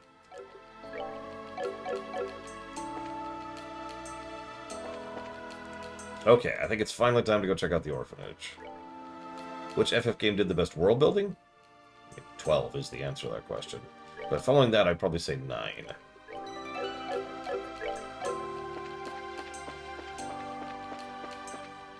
Both of those have really good world building. Like, as in, the world building is one of the selling points of the game kind of games, you know what I mean? I wasn't gonna... So... I don't consider FF14 as part of the FF games. Not because it's not an FF game or any other, like, elitism nonsense that people tend to say about that, but just because in my mind FF14 is an MMO. And if anybody knows anything about that or has watched me cover all 3 of the big 3 MMOs at this point, you'll know that I consider MMOs to be a totally separate animal over there in their own section, their own field. So I don't think of FF14 when I think of FFs. You're not wrong, though. Yeah, exactly. FF14 is functionally 6 separate games. It's the same thing with WoW. And Guild Wars 2.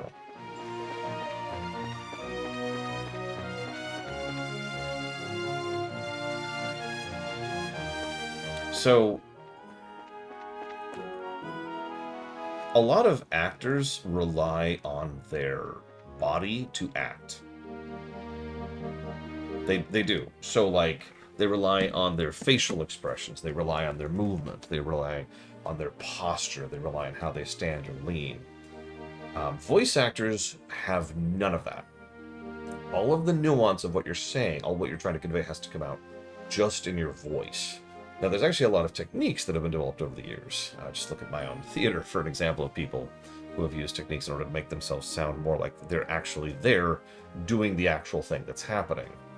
Because Colgrim says, unless they do motion capture. Well, it's funny you say that, because most good voice actors, if you've ever seen them in the booth, are actually acting with their body to help convey the tone. But here's the catch. Some actors will get in a booth not voice actors, actors will get in the booth, and they'll do all this, but nothing is conveyed in their voice. The whole idea of doing this while you're acting is to get it through into how exactly you speak things, so that the voice is actually conveying the information, because none of that physicality is something that's being conveyed, right? The physicality's only purpose is in assisting the conveyance. Get off my glasses. Get off my glasses. Get off my glasses. Oh, of course, now they're smeared.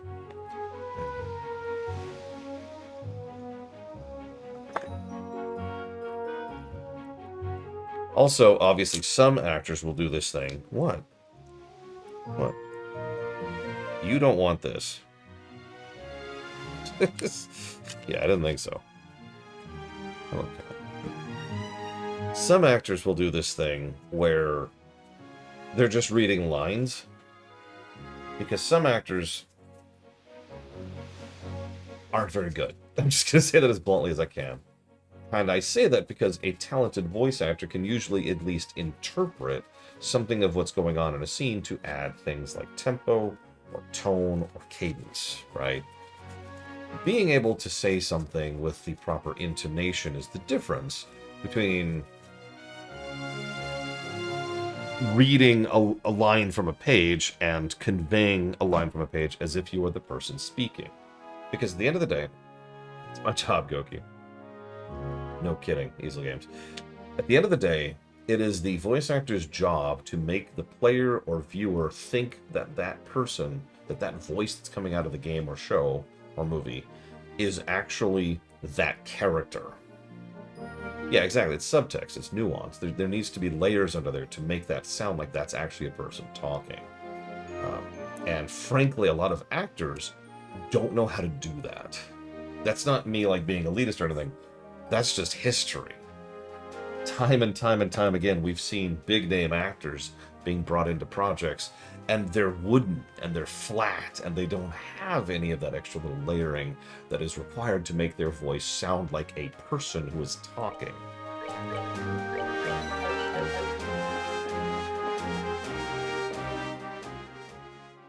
Yeah, exactly, Arspruce.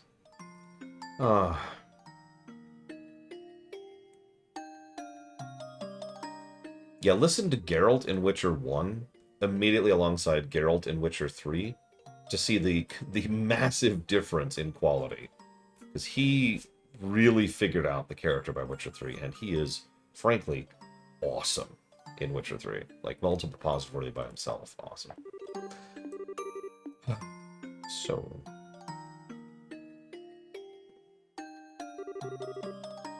Are you here from the Bracer Guild? Yeah. You're from Minoria, right? Yeah, we came to help pick up the pieces. We were here last night around midnight trying to fight the fire. As you can see, it could have gone better. What about the Matron Therese and the kids? They're all fine, don't worry. Right now, they're sleeping at Minoria's Inn. Given the size of the fire, it's a miracle no one was badly burned. Goodness. At least that's something. We're here now to clean up what we can. How about you two? We ought to check up on everyone at the inn, but that'll have to wait. Huh? Now that we're at the scene of the crime, there's a lot that strikes me as weird. We need to find out what clues we can before the trail goes cold. I know how you feel, but this has to take precedence right now. So let me use a direct example, okay? If I was to read that just on the page, I would say, I know how you feel, but this has to take precedence right now. God, it's actually hard to not act. It's hard to just read lines on a page. Or, if I was to read it with a bit of interpretation, I would say, I know how you feel, but this has to take precedence right now. Now, neither of those line readings I just gave are particularly good. Mostly because I haven't been voice acting, because if I voice act this game, my throat will die. So I've mostly just been reading lines out. But if I was to actually voice act this line, let me get a little closer to the mic. I know how you feel, but this has to take precedence right now. Right. We're bracers, after all. We have to find out what happened. Right. So, let's see what we can find. And you see how different that is, trying to actually convey the emotion, the tone, the scene, etc., as opposed to what I was doing earlier, and indeed have been doing this entire time, which is basically just reading. And look, I can do a high-pitched voice. It's just I don't want to. I voiced Vivi, okay? I've proven myself.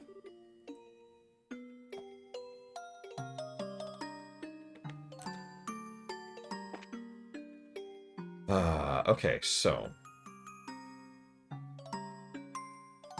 Okay, the broken door.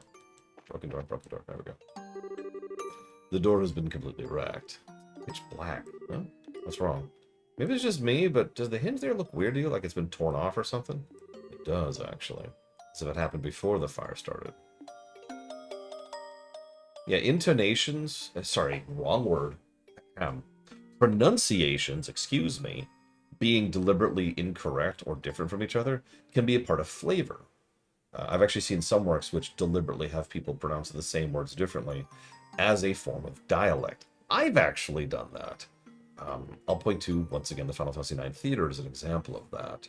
The woman, Ryokami, who voiced Freya, actually pronounced several words slightly differently, and I actually encouraged her on that and gave her direction to pronounce even more words in a slightly variant way to kind of convey how a Burmesian would talk. And then I tried to talk to several other Burmesian actors to get them to do the same thing, to try and get across that dialect thing.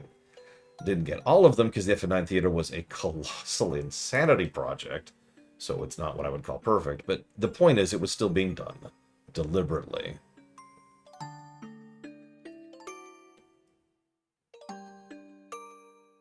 Also, really quick, going and farming earlier was the first time I noticed that we're actually playing as freaking Nero from Devil May Cry. Anyways. Or Zero from Mega Man X, if you prefer.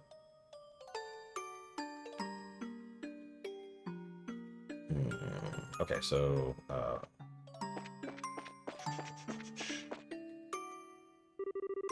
what was once a wall is now rubble. This place is doomed. Do you smell something strange? Yes, I think I know why.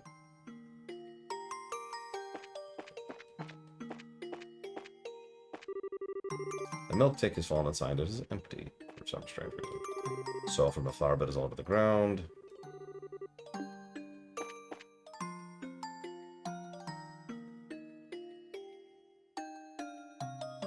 Congrats, Lord Harrowmont. You have tightened your grip on the outlying systems, and they have responded in kind.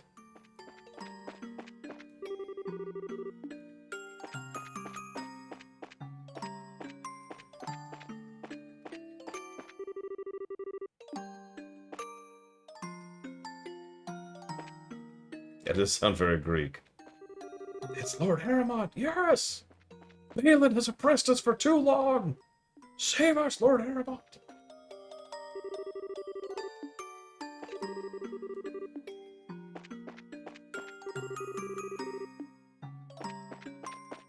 Is everything? Are we done? We're done. How would I know if I'm done?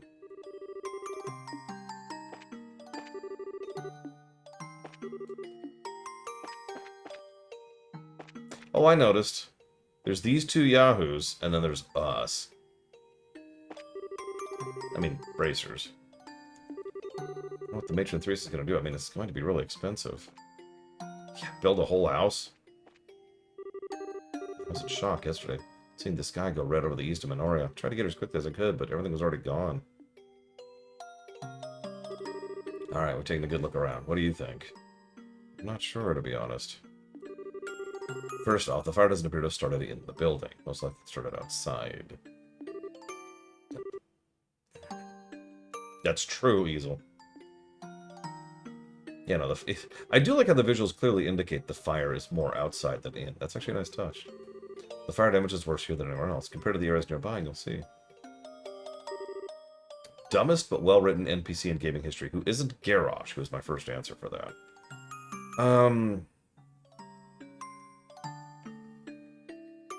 I can think of several, actually, but, like, the best? I'm not sure.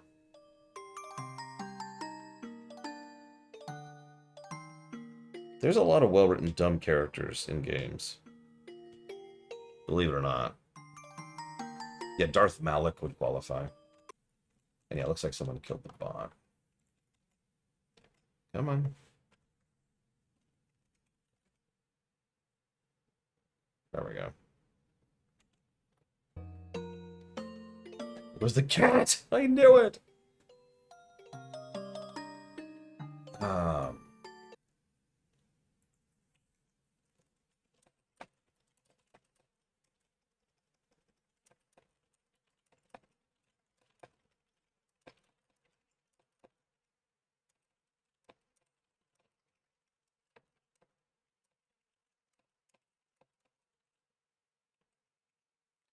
Um, I don't know Skylander, so I can't speak to that one. I've never played that game. I don't think Snow is very well written. He's well acted, but I don't think he's well written. It's Troy Baker, so of course it's well acted. Hmm. I actually really like Waka, but I'm not sure if I could call him a total dumbass. He's more of a thimbo, honestly. Hmm. And part of his arc is growing a brain, for lack of a better way to put that. Look, I'm old, Retro Justice. What do you want from me? Hmm.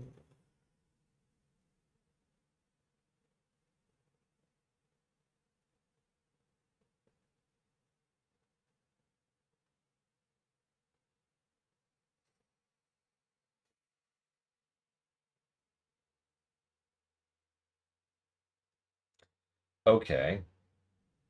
No, I can't use that one as an example. I'm gonna go Scorpia from She-Ra. I know that's not a game, but that's my two answers. Scorpia from She-Ra and Garrosh from World of Warcraft. Both of those characters are very stupid, and it's a major aspect of their character that they are legitimately unintelligent. However, both characters are well written, and it has helped. They're both well performed. So it started here and then spread. You know what this means? Yeah, someone set the fire on purpose. The smell everywhere? That's some highly flammable oil. It's everywhere around here, so this has to be the fire's point of origin. Plus, don't you think it's weird how everything outside is scattered around? Even the people fighting the fire wouldn't have done that to the herb garden. It's not a coincidence. Someone did this. Hey, Chloe. I didn't know you were here.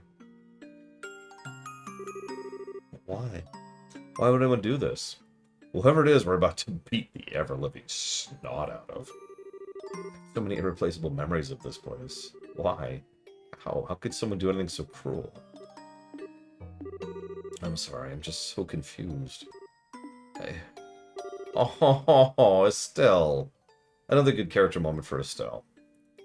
Within seconds, she just walks up and takes Chloe's hands like it's gonna be okay.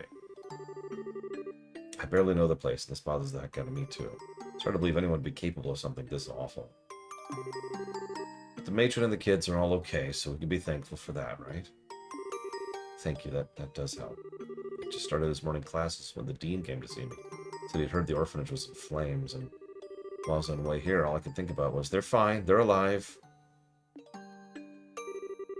We heard they're all at the Inn of Honoria, safe and sound. We just finished up here, so we're planning to go see them. Do you want to come with us? Yes, I would like that very much. Alright then, to Minoria we go. All that excess energy. Okay, we're good.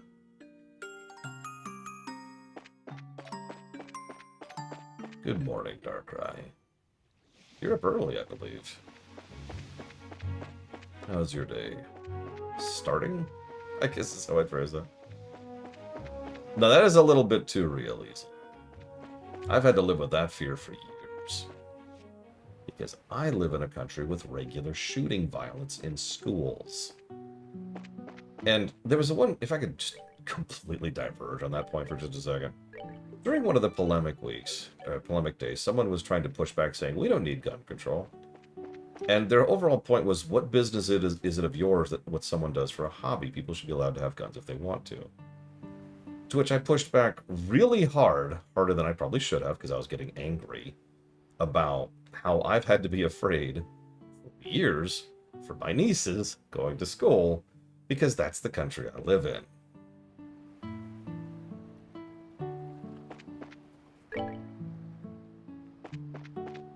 I'm sorry, if that is the price, forgive me for taking the exact opposite take on that someone else did recently. It was a year ago, I know.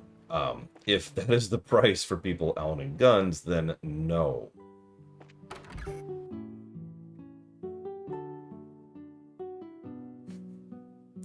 Shocked is more like it, Valerian.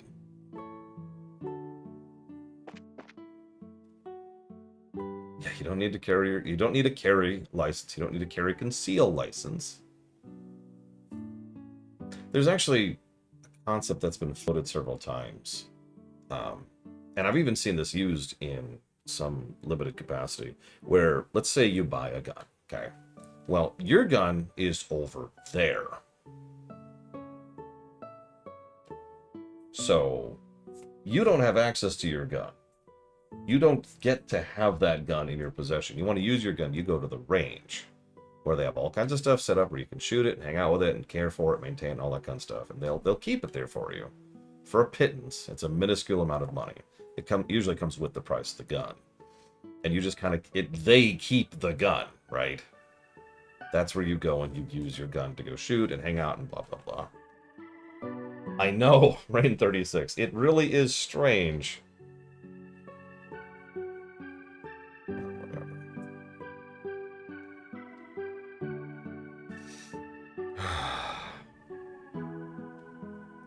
Anyways. What am I doing?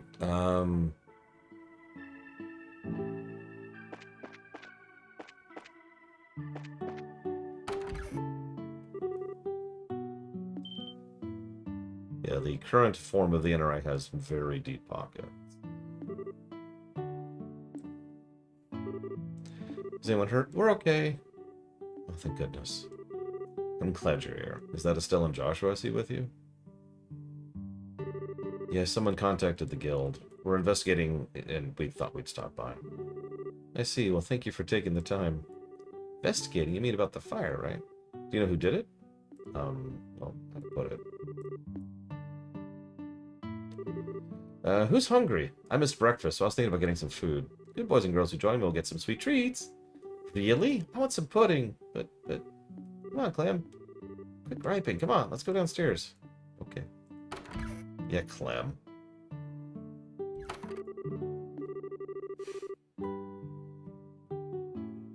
I really wouldn't want the little kids to hear about this. Yeah, the Australian government needs more than one party. That's all I'm saying about that one. I get the feeling that Mary at least understands some of what's happening. Yes, isn't she great? I'm happy to have her around. Now, what were you saying? Please tell me what you can. Thanks for your understanding. Explain. First, we checked out where the fire started. It does appear it was set deliberately. My suspicions were correct then. I've always been very careful about fire, so I suspected it might be something like that. Do you have any idea who could have done this? Whoever was responsible must have had some kind of motive. Yeah, it was this guy named Ignis. We have no real money to speak of, nor has anyone ever borne a grudge against us. So it wasn't robbery, it wasn't for revenge. We have to acknowledge it's possible that someone did it just for fun.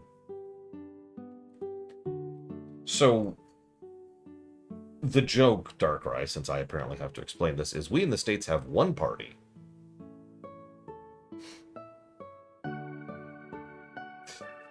We have to acknowledge the possibility that someone did it just for fun. Did you happen to notice anything unusual leading up to or during the incident? Any strange people hanging around the orphanage, for instance? Yes, actually. Not during the daytime when you were there, but afterwards. So I can't imagine he would do something like this. Who's he?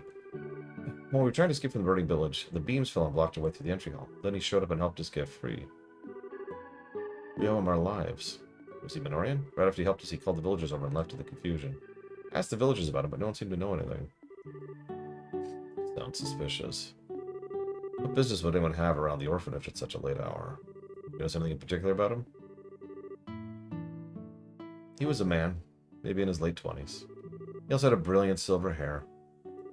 He had trouble looking about him, though. It made him seem far older than he looked. He didn't strike me as a bad man. He sounds suspicious, but he did help you out. Doesn't sound like our guy to me. Joshua, what's with the goofy stare? Oh, it's nothing. Perhaps he was just a bracer who happened to pass by. I think we should disregard him as a suspect. Pardon me. Please tell me everything. They're downstairs having dessert. Matron Theresa, you have a guest. Pardon my intrusion. Baron Dalmor. Oh, so the bracers I met yesterday are here as well. Sean's reputation for responding quickly is well earned. Now then. It's good to see you again, Matron Theresa. After I heard what happened, I came over as quickly as I could. I'm glad you're safe. Thank you, Mayor. It's very kind of you to come by. I know you're a very busy man. Nonsense. It's my responsibility to look after the areas of the region. More to the point, those who did this must not be allowed to get away with it. Joseph always loved that place. Such an atrocity. Yes? Allow me to express my most heartfelt condolences. Thank you, but I'm sure he would just be relieved that the children are alive and well. My sole regret is that my mementos of him were lost to the fire. Tell me, Bracers, have you any thought who might have done this? We've only just begun, so it's too early to say. It does look like it was done. It might have been done simply out of malice, however. I see. What a terrible thought. For something so heinous to happen in such a peaceful place. Pardon me, Mayor? Do you think those people might have had a hand in this? Well, hold up. What do you mean by those people? You encountered them yesterday, the ruffians in the warehouse district. Oh, them. Pardon my bluntness. What makes you suspect them? They've been openly defying the mayor, Baron, for some time now. They certainly seem to get their kicks out of causing trouble for him. And since he and the matron Theresa are friends... Gilbert! Wild speculation does no one any good. This is a dire offense. We must have no... Yes? Hi. We must have no false accusations, Cat. Yes, Cat, I know. You exist. I know. My apologies, sir. That was foolish of me. I think it best to let the Bracers identify and locate the ones responsible. Can I count on your help? Sure. We will devote our full attention, sir. Good, good. I'm glad to hear it. By the way, Matron Theresa, I do have one question to ask. What do you plan on doing with the orphanage now? Rebuilding will take some time and a not inconsequential amount of Mira. Let's see, I'm at a loss. We have a modest reserve of Mira, but the cost will be phenomenal. I was afraid of that. Well, I have a proposal of sorts. At the Dalmore Estate in Grancel, I have a villa. It's only used for special occasions, so what's the to having the children stay there for a little while? Oh. And of course, charging rent would be particularly boorish of me. You're welcome to stay as long as the rebuilding process takes. But she doesn't have them. Okay, whatever. There's no need for you to shoulder the burden of our troubles. Not charging you for rent is not shouldering your burden. I'm sorry. But the villa sits unused. If you have any misgivings, I grant you control of the grounds. Think of it as a well-deserved reward, if you will. Yeah, some time to think it over. Your offer is most generous, but I can barely process it with everything going on. Perfectly understandable. You should get some rest. I must be off as well. If you decide to accept, please feel free to contact me. I will. Thank you so very much. Let us go, Gilbert. Yes, sir. So 3 general changes to a JRPG to increase to all JRPGs to improve the gameplay score. Any thoughts from the crowd other than Arspruce, who just gave an answer? He's certainly the generous type, on par with Baroness Maybell. Indeed, particularly in light of him being a formal noble. I have played RPGs that get rid of trash completely, and they are better for it. Every single one of them. DOS 2, excuse me. And BG3, in the interest of fairness. Conventional wisdom dictates you accept it. However, once you've gone to Grancel... never mind me. You always were such a thoughtful child. It's alright, I want you to give me your honest opinion. The herb garden and the people I care about will be gone, and with you and Joseph gone, I feel like all my good memories will fade away. I'm sorry, I'm just being stupid and selfish. I share your feelings.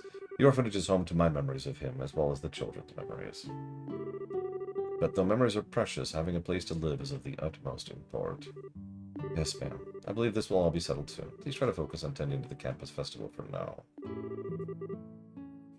The children are really looking forward to it. Yes, ma'am.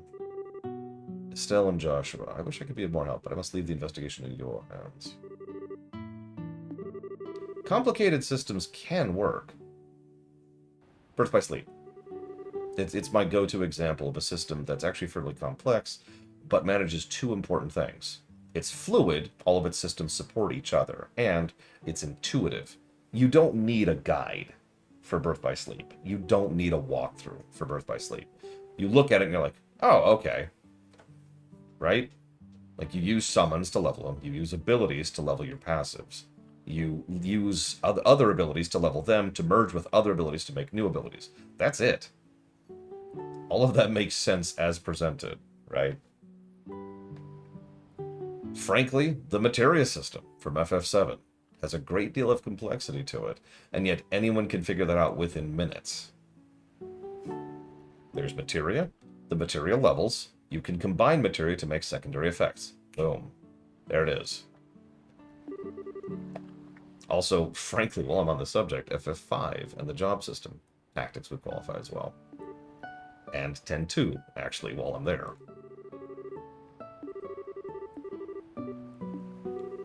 What's wrong, Chloe? I'm sorry, my mind is just all over the place right now. How do you feel? Joseph was Matron Theresa's husband, right? Yes, he died several years ago. He meant a great deal to me as well. I see. Wait, does that mean you're from the orphanage too? No, nothing like that. He just did a huge favor for me a long time ago. We grew close again when I came to Rouen to attend the academy. In other words, every time he came by to play, you ended up helping out, like part of the family. Yeah, he was like a father to me, but the shock of my experience was nothing compared to that of the matron and the other children. We managed somehow. Miss Chloe. Listen, Clem's gone. You don't mean he left Minoria.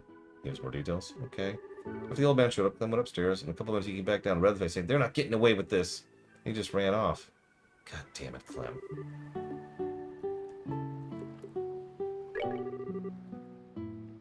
Yes, I believe it was the Ravens. You probably overheard what the steward said.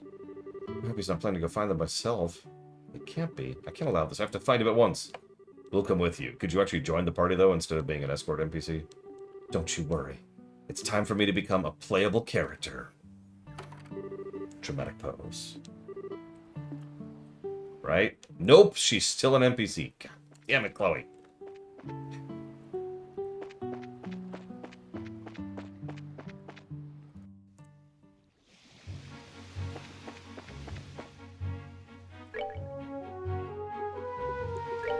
Yeah, no, she still isn't in my party. I literally have a sword for you, Chloe. Waiting for you.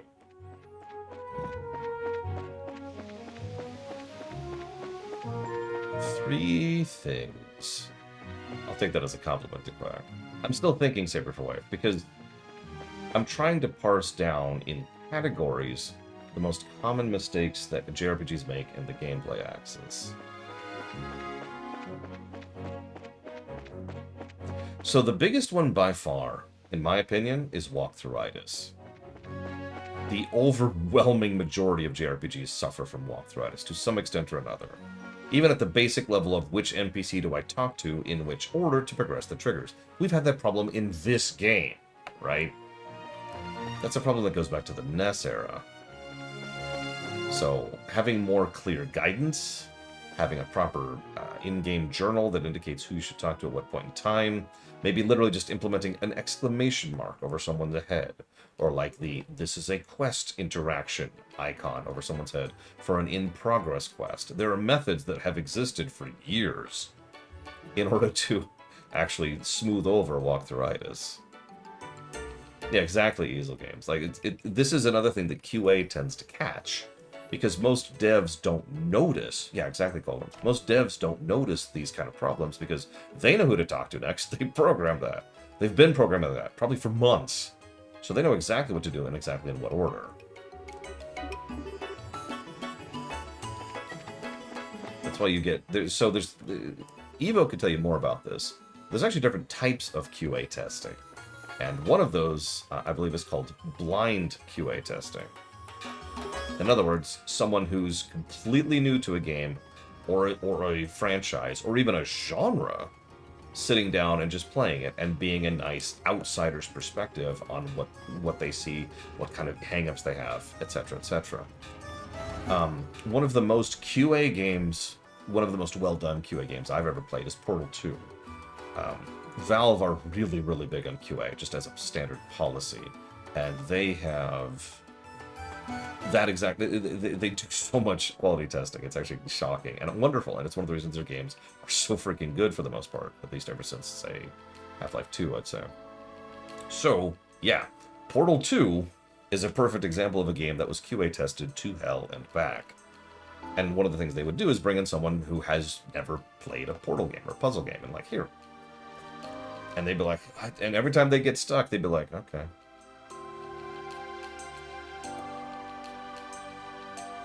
Oh yeah, there's play testing too. So there's QA, blind QA, there's play testing, there's bug testing. There's also, Evo, you might know the professional term for this. There's bug verification or something like that. It's when a bug is already known and it's your job to figure out how many different ways you can trigger that bug so that the devs can like zoom in and figure out what is actually causing the bug in the code.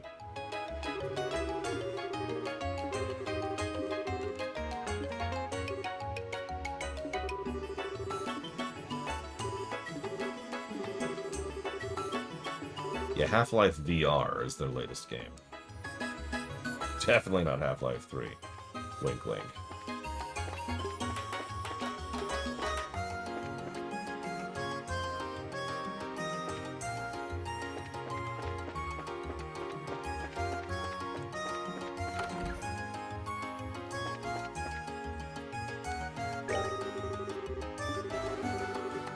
Pardon us, Mr. Matters. You went to Bow, is that correct? Yeah. Go down the stairs, take a right.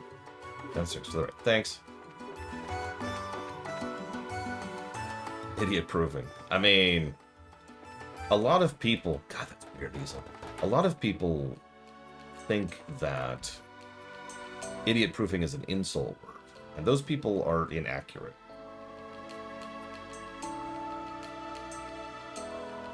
Idiot proofing is a very valid and very purposeful point in software development, regardless of games.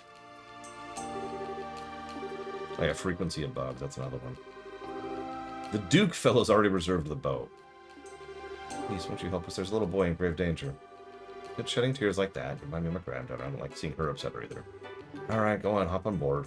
Sorry, Duke asshole.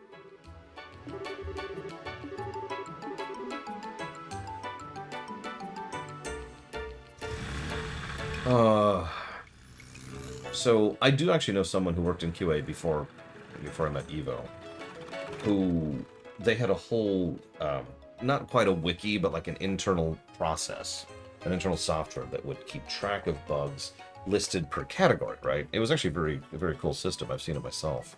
The thing is, there was a specific method to saying this bug has been quashed. Half the time, the devs would look at those bugs and say, we can't do that. And so they insisted on coming up with a new categorization, which was a bug that they were going to deliberately ignore. Because they just did not have the time or development or whatever in order to bother to fix the bug. This was in software development, not game development.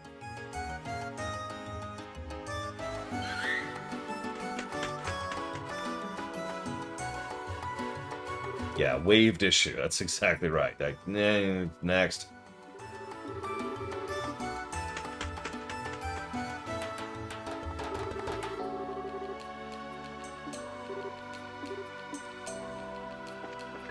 Anyway, sorry. So my first answer for you, Saber for Life, is fix walkthroughitis. And there are actually quite a few things you can do to fix walkthroughitis, as I just mentioned. So do that. Fix the walkthroughitis problem. Yeah, exactly, Easel. They could do that.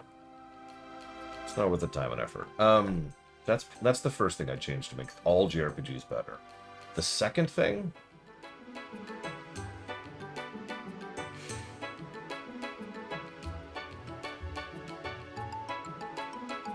So, I'm zooming the camera out as far as I can here, right? So, I would say getting rid of seconds and minutes padding. I know there's technically two different things, but getting rid of both of those aspects of game design. I say that so generically because how you would do that would depend on the game. For example, a game like, say, Xenogears. We'll use that as an example. Getting in and out of combat in Xenogears is just a thing, and getting through combat in Xenogears takes a minute. So you can't really speed up the combat itself. It's not really feasible. You're limited by the hardware of the PS1. So what you do is you accommodate that. Reduce some of the quantity of the encounters, or even reduce some of the quality of the JPEGs, of the actual textures in the fight, to reduce the load time of the fight, and then reduce the amount of encounters you do, while simultaneously increasing the benefit the encounters give you to offset that. Funnily enough, this is something FF9 actually did do for exactly this reason.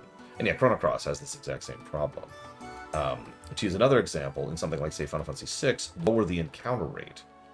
Or in something like, say, Tales of Arise, maybe make it so that... No, it's actually a bad example.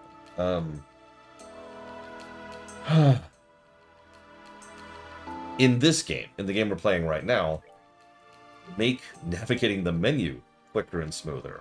Add more shortcuts. Add more actual quality of life design features in terms of how to interact with things. For example, just random specific thing. You could make a unequip all button. You could make an equip randomly button, or an equip all of a certain type kind of a button, just to kind of fill the thing quickly.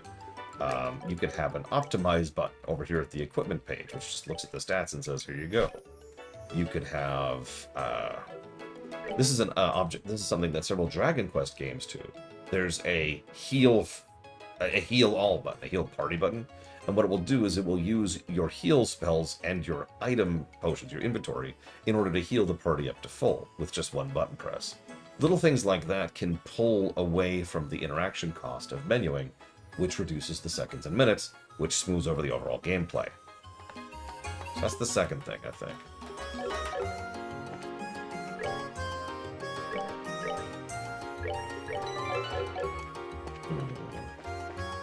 Where am I going?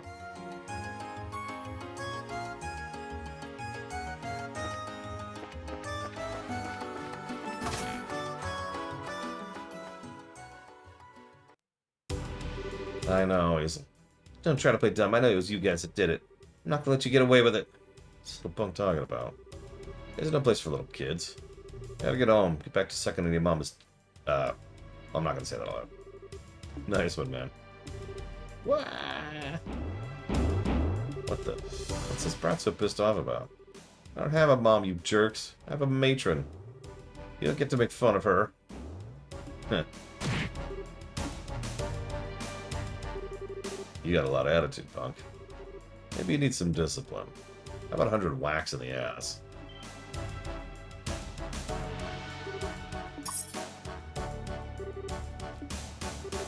Miss Chloe? How can you be so cruel to a child like this? It's disgusting. You should be ashamed of yourself. Ah, hell no. You look down on us just because of your looks, rich snob. How many braces do you think it can take to beat us? Stand aside, Chloe. We'll buy you some time. Get the kid as far away as you can. No, let me fight. I don't enjoy it, but I was taught how to use a sword. Hey, it's the sword I gave you! Self-defense rapier? Rapiers are more defensive than they are offensive. It's so hot. Get your minds out of the gutter and focus. You expect us to let this brat get away with mouthing off to us? We're the Ravens. You need to learn not to mess with us. Boss fight. Oh, they're spread out like hell. Oh, that's awful. Why is Chloe way over there? Jesus Christ. Okay, to explain how stupid that is, I haven't had a chance to set her positioning because she joined the fight, she joined the party, in the middle of the cutscene. Unless I'm wrong and stupid, in which case ignore me.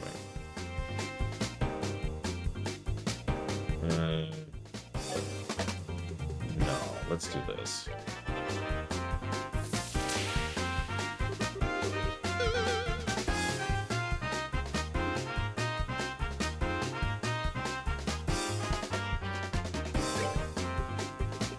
I know, but it's funny because it means she's just gonna take the brunt of the fight up there. It's okay, she's a defensive fighter. She'll be fine, right?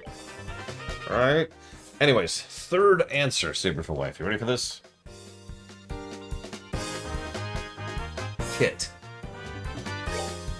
Too many JRPGs told... God, that's a lot of spells. Too many JRPGs don't actually understand how important it is to have cool stuff to do, right? Now, there's quite a few that do. Quite a few JRPGs have really cool kit, but you need kit to be interesting and fun and cool. If you don't have cool and interesting kit, then what you have is boring combat. Even if the combat is mechanically interesting, even if there's, like, if it's snappy and it's quick in terms of, like, going by quickly so you don't waste too much time, if it's not fun, then it's not fun, right? Forgive me for sounding like a duh, but yeah, it has to be made fun. Way too many JRPGs lean on the idea of white damage, basic spells, that's it. And way too many other JRPGs overcomplicate it to give you access to what at the end of the day is white damage and basic spells. You need cool stuff. Cool stuff isn't necessarily stronger, too. It just has to be cool, right? That's the whole point. Yeah, I was actually, honestly, yeah, the Xenoblade series is a good example of a game that never does it. In terms of how many steps you have to go through to get access to relatively basic stuff. Jesus, Chloe. Yeah, Blitzes, FF6. Cool. Even Dual Text, Chrono Trigger. Cool. Materia, FF7. Cool. I can name other examples. You get the idea. You need cool stuff. And I think that's my three things. So, walkthrough-itis, seconds and minutes, hit.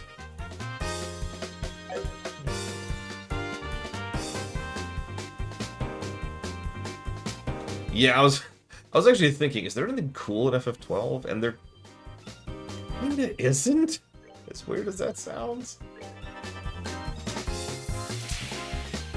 And yeah, like in this game, for example, in this exact game, I would say that changing the rate of CP gain and changing the type of how CP is gained would help. And I would also say that changing the Sepith gain from combat would be another good example of something that could really speed this up and make the kit more interesting. Because some of the spells in this game are actually pretty cool. And most of the S-crafts in this game are pretty cool. Yes, summons in FF12 should be cool. They aren't. In all honesty, summons in FF12 kinda suck. Usually they're actually a downgrade from whatever your actual party composition is. This is my experience.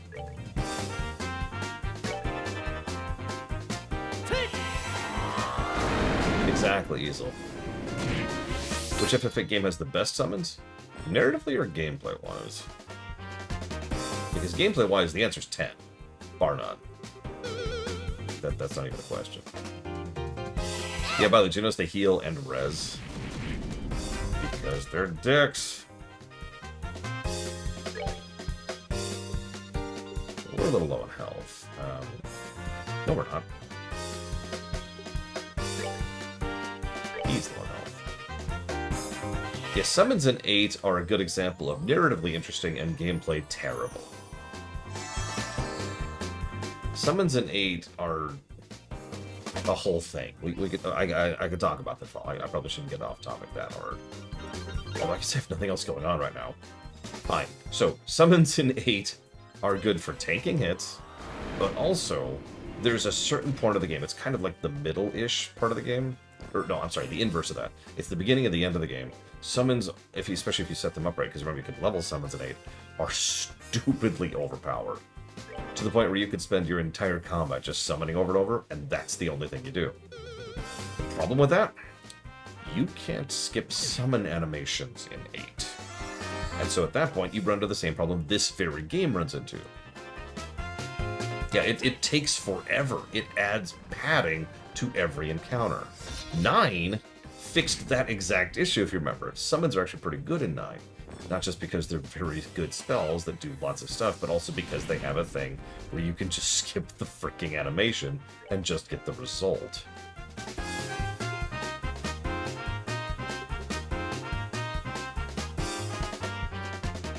One second. Do I have access to that spell right now? I don't think I do. Nope, I do, actually. Blue Impact. Blue Impact is, unironically, one of the best spells in the game for single target. No joke.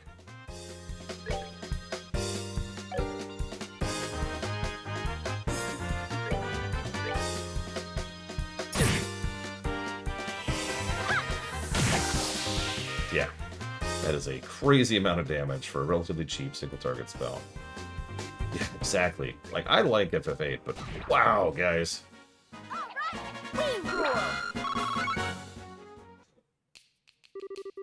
You guys are some kind of monsters.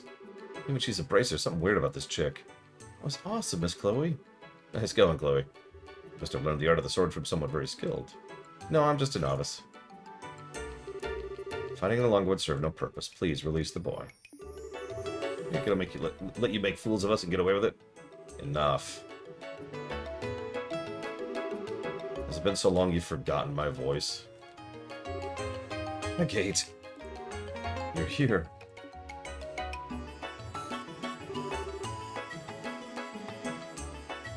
Agreed, Valerian. What are you doing here? And you know these guys? Race? Yeah. Ugh. What are you fools doing? Fighting with girls and beating up a little kid? Is that what it's come to? You shut up. You left us. So who are you to give us orders anymore? You were saying. Okay, take it easy. If it's about the kid, we'll let him go, see? Goodness, you're alright now. Should've just done that from the start. What a bunch of mean jerks. How'd you know exactly when to show up? I just talked to John, is all. He said the newbies were somewhere investigating the arson case, so... Hey, kid. What? You got some guts coming all by your lonesome, but you're really pushing your luck. You shouldn't worry your mama like that.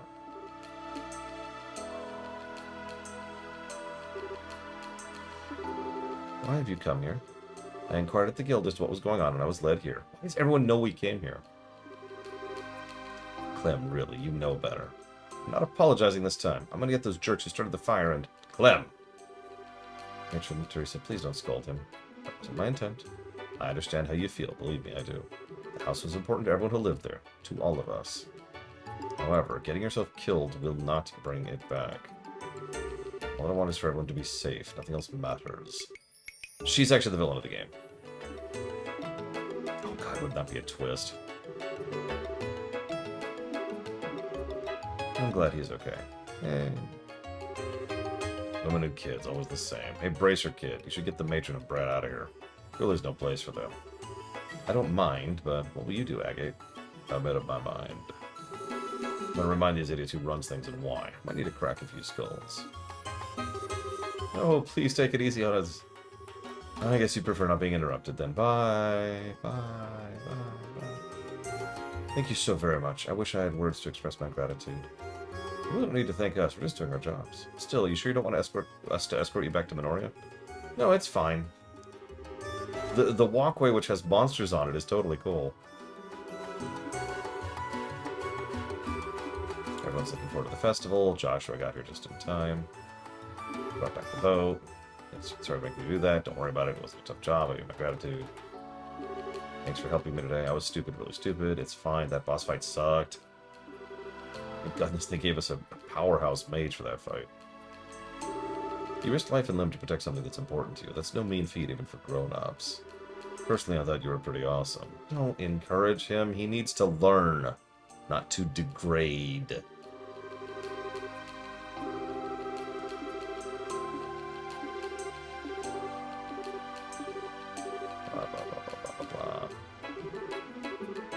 There's going to be a play, apparently.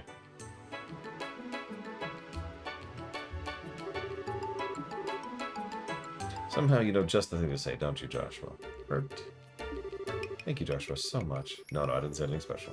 You've got to protect what's important to you, that's all. Joshua would know.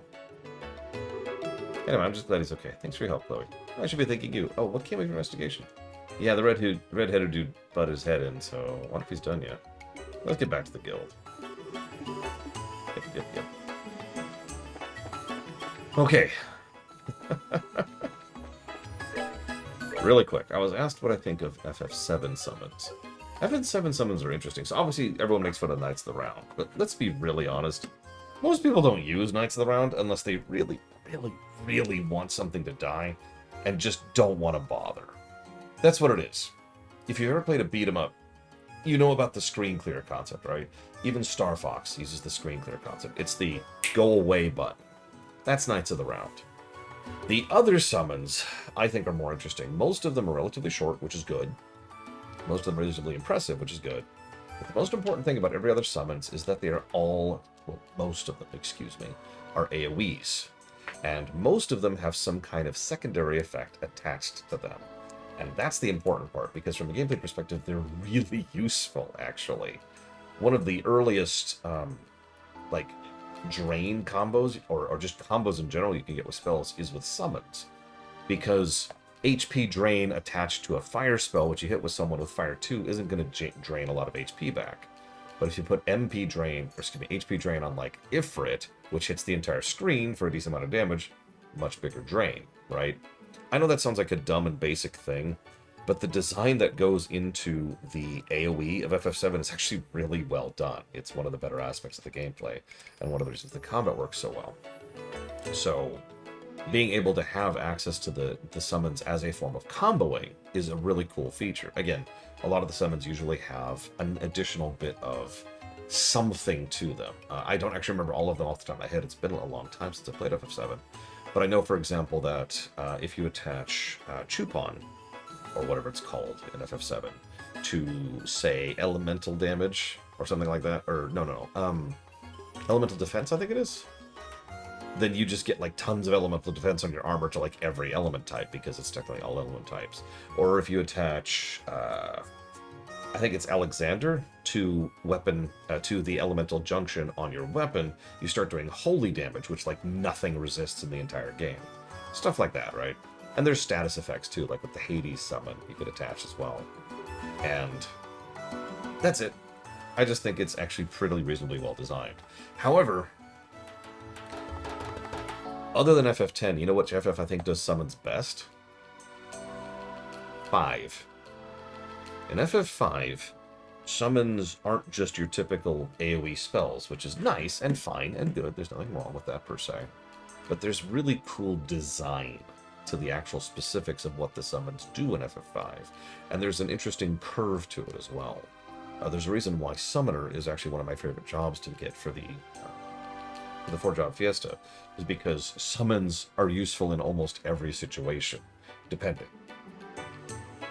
Like, Golem by himself is a great example of a cool summon. FF5, just to use one example of that.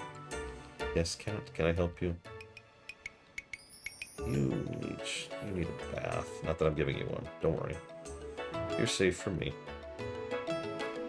Yeah, FF5 has great utility. That's a wonderful word for it, Retro Justice. Now here, I'll go and feed you. So you stop pestering me.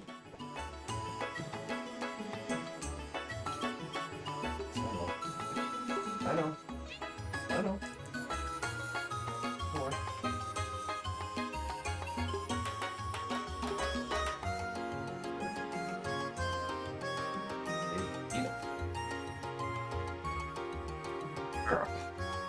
I mean, a summon being a screen nuke isn't the end of the world. But at the end of the day, in 3 and 4, that's all they are. They're screen nukes, or heals. And from a design perspective, that's fine, but it's relatively basic if you think about it. The specifics matter. I do think the summons are actually well designed in 4. But yeah, they're AoEs, right? They're free AoEs on healing or damage. I say free, they're expensive. Usually that's the consequence. FF9 does this as well. The thing that makes them summons is they are expensive, so you're only supposed to use them when you really mean it.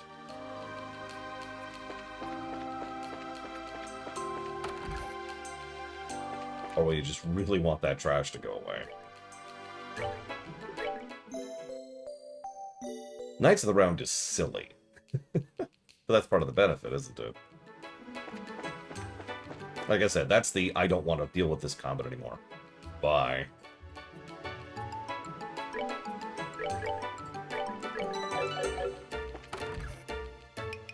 Okay.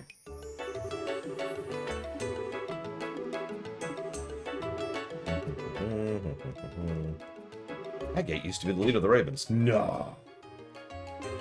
Here's the story about how Agate became a bracer. Dum-dum. Yeah, that too, later on.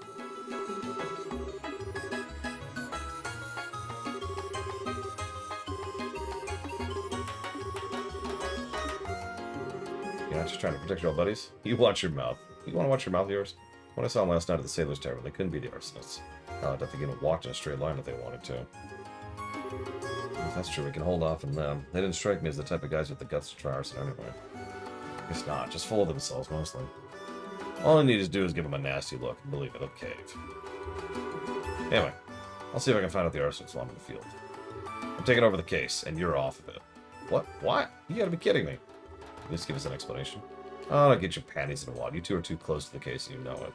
You let your feelings run away with you, it screws with your judgment. Plus, you get a little civvy get involved. Pardon me, but you ain't gonna apologize. It's these two I'm worried about. You gotta be professional about it, and these two ain't. Where do you get off killing us unprofessional, asshole? No matter what you say, we made a promise to the Baron. Hey, Jean, what do the rules say about when junior and senior bracers want the same case? Oh, come on, you know as well as I do. Of course, it rules in favor of the senior.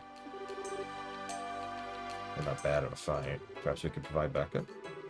It's just an investigation. I don't need more people. I think we're done here. Try not to hold this against me. Bye. Dick! What does he think he is? It's frustrating, sure, but he has a point. It just irritates me when I have a counter-argument. I'm sorry, if I'd not drawn my sword. That's not what's bothering me. He doesn't have to just blow us off like that. Please, he means no harm. Yes, he does. Who's pursuing someone? Ah, never mind. I can't go into detail.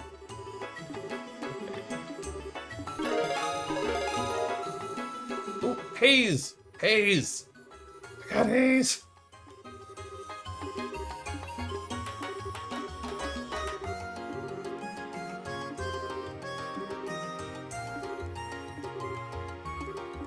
So we're gonna help with the play. Cool.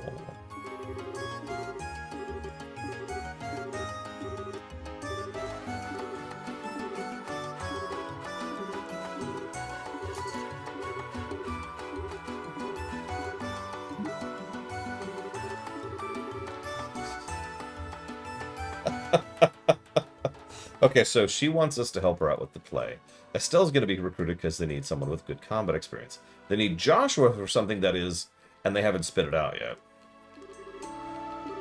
It's something very embarrassing.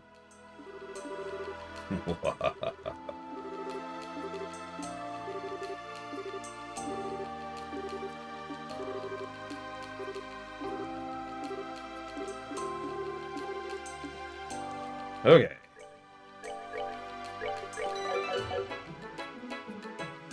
Double check something here really quick. Let's see.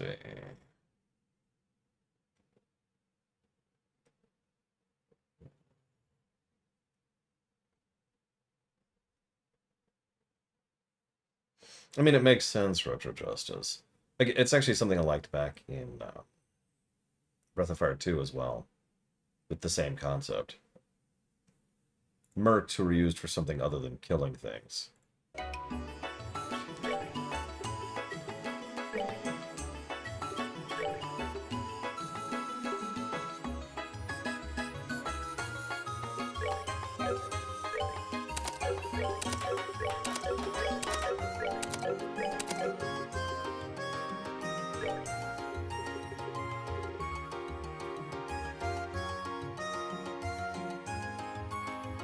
It's weird, isn't it, Mr. Red?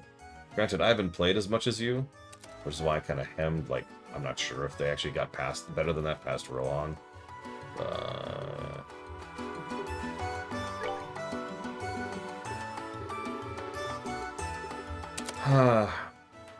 One of the tiny, quiet little things I wish FF14 would bring back is Crafter Dungeons. Crafter Gatherer Combat Dungeons. That was such a cool idea, and they just dropped it. Such a damn shame.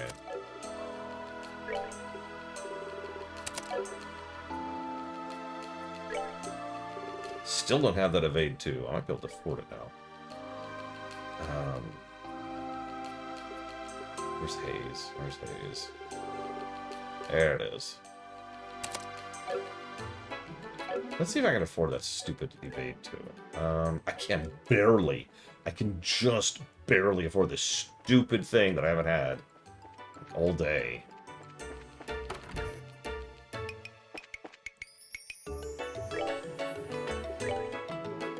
Evade 2. Wait, I have one? What? Oh, it's on her, isn't it? Yeah, okay, well, whatever. Now I'm out of wind. That would be really funny.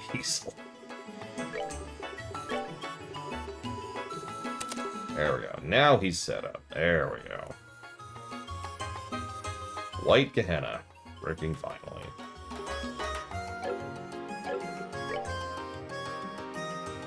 Oh man, Mr. That would be crazy. At that point, that'd be wow. Hmm.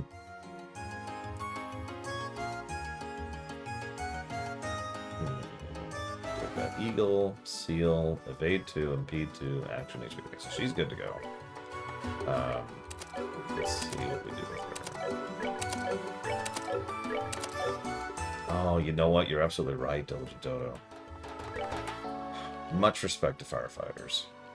Much respect to firefighters. Yeah, I know, right, Easel?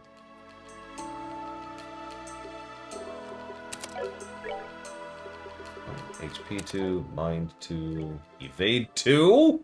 They want me to have a third Evade 2? No! Why, God? Why? I would have to kill 7 shiny palms right now in order to get another Evade 2. Could someone do me a favor and look up Evade 2 and see if there's like a chest I've missed? Or like anything? Because I don't want to grind out another 7 shiny palms. I can do it. I know how to do it. I did it during my lunch break instead of taking a nap. Okay. What am I doing? Heal. And then EP2, which I hopefully have. I don't. I don't have EP2. Okay, what else? Action 1. Do I have one of those? I do. Okay. Ah!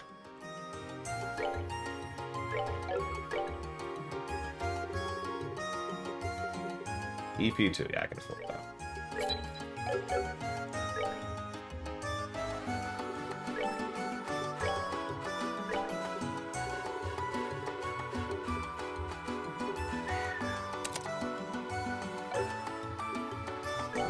I guess I could just put Evade 1 here for now, but that's not going to give me as much as I really want. Out of curiosity, is it worth it? Let's just Evade on him really quick. Oh, yeah. That gets me Diamond Dust, among other things. Oof. Thunderquakes, Night Nautilus, and Jobless. I know where one of those is.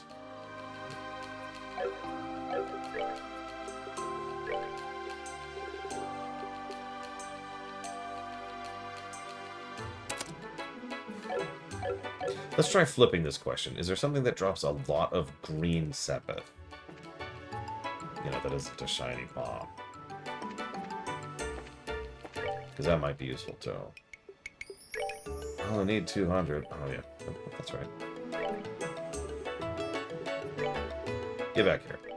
And go over there. Actually, no.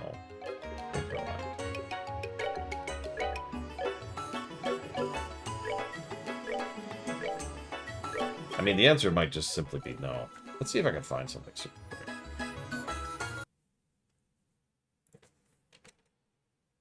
Trails in the sky. Green Sepith. I'm just going to do that. Let's see what we get.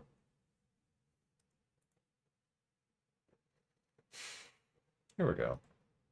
Full of farming things.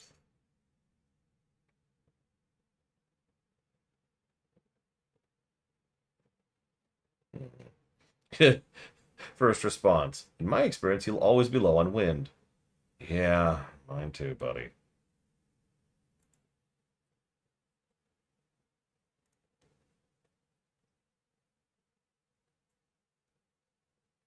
Oh, here we go. All I have to do is be in chapter 4 of 5.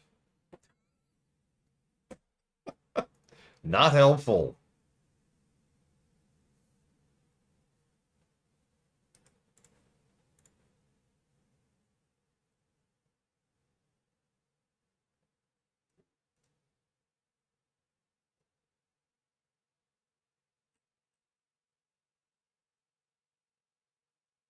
Yeah, because I'm counting the prologue.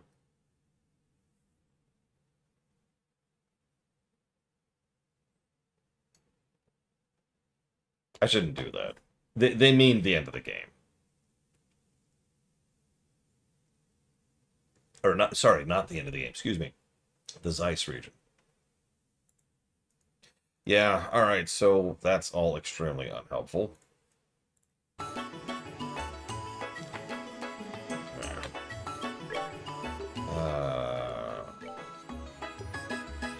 No, no, no.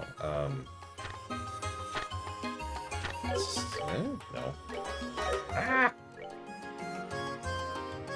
Oh, God, I don't remember how to pull up the bestiary.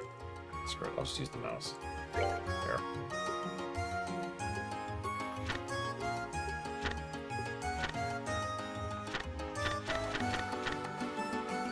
The things that only exist if they're summoned by other creatures drop wind. The red hammerheads barely do. There's the shining. Wow, that's... Wow! That's terrible. Okay, this is another excellent example of how you can tell how someone just didn't really fully think things out. Check this out. As we're going through here, this is something that's only summoned by a boss.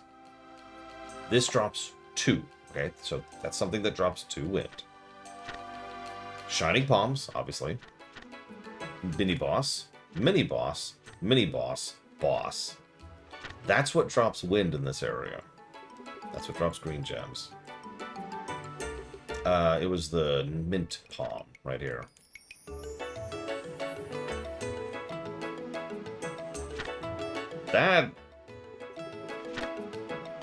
That's what I mean when I say you could tell that they just honestly didn't think about certain aspects of itemization, something that's been a very common topic as we've been going through this game.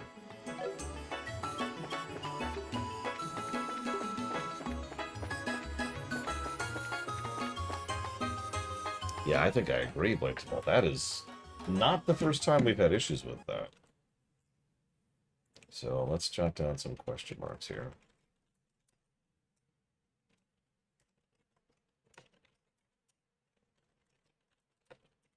Oh yeah, I was getting tons of results for Trails in the Sky first, which is what they call the remake, by the way. No, not what I need.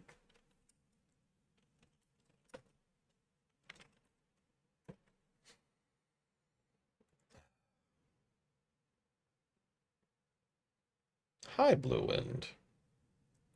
Google's like, this is what you meant, right? Buy this or die. No, I wanted this other thing. Buy this or die. We will kill you. Okay, that's great, Google, but, like, could you tell me where this is? Die. That's just what Google says nowadays. It's just like, yep, hi. Okay, so let's go do some side quests. I hope we get something out of all of this.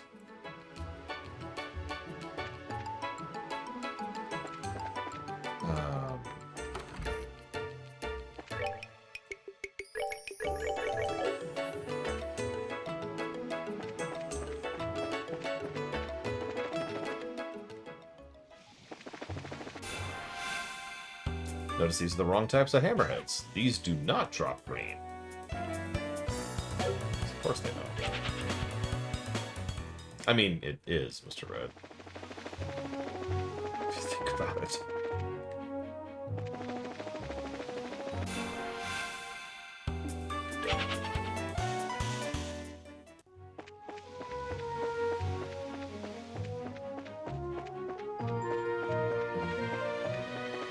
Yeah, I didn't think Googling would help, honestly. That's fine, it's whatever.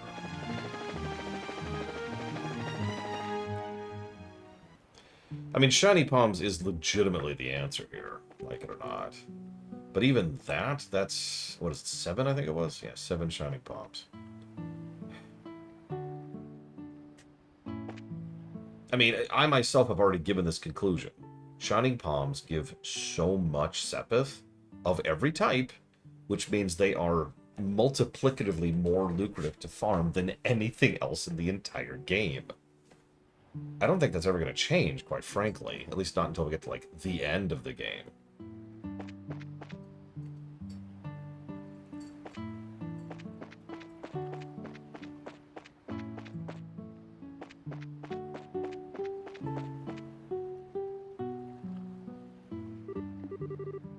You with the Bracer Guild?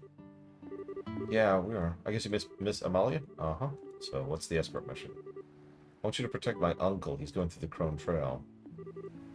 He wants to specifically go to the trail. He said something about looking for rare plants? I don't know. I don't know what he's talking about. Okay.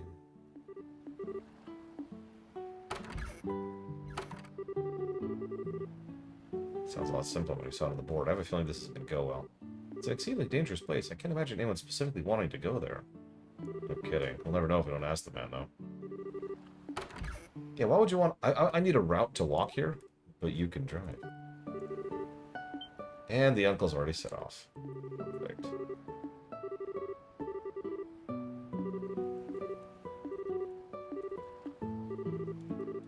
Anyway, so he's turbo dead, so we're gonna go get his corpse and bring it back.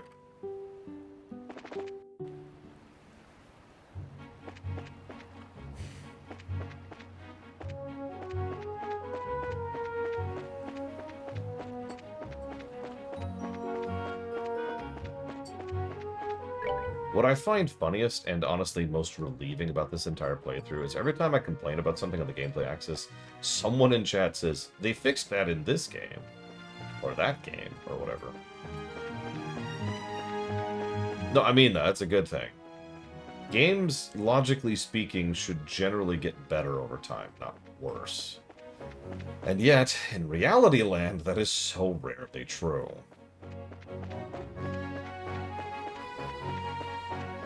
Oh no, this is 100% getting the first game tag. This reeks of first game. This might be one of the most first games we've played in a long time. And we just played like 3 in a row. 4 in a row. Yeah, 4 in a row. I was right, I'm right.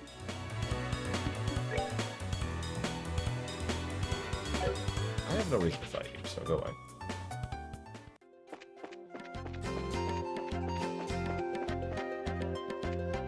That too. They might get better, but get worse in other ways. Like Mass Effect 2.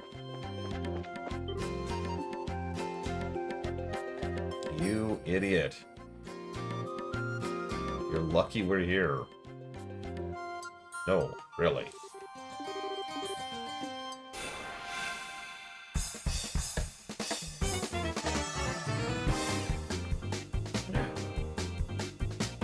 A last game tag.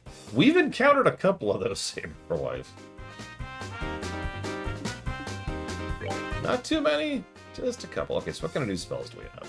So now we have access to aerial. Oh no, actually, she hasn't changed, has she? No, she's still the same.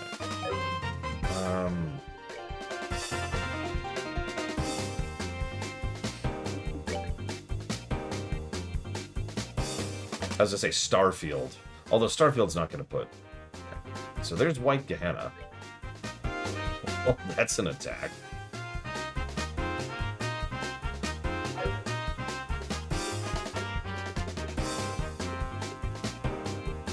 It's a lot of mana, too. Still gonna do it. Let's assume they kind of come closer on that axis, right around there. Or they're just gonna stand there. Okay, that's cool. As a reminder, Starfield is still vetoed. Not because it's bad, but because I'm not risking my hard drives for that.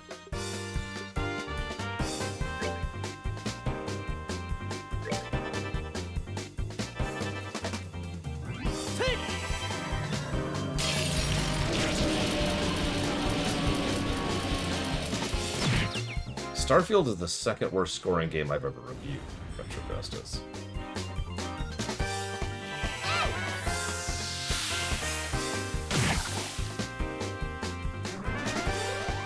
No hyperbole. No nothing.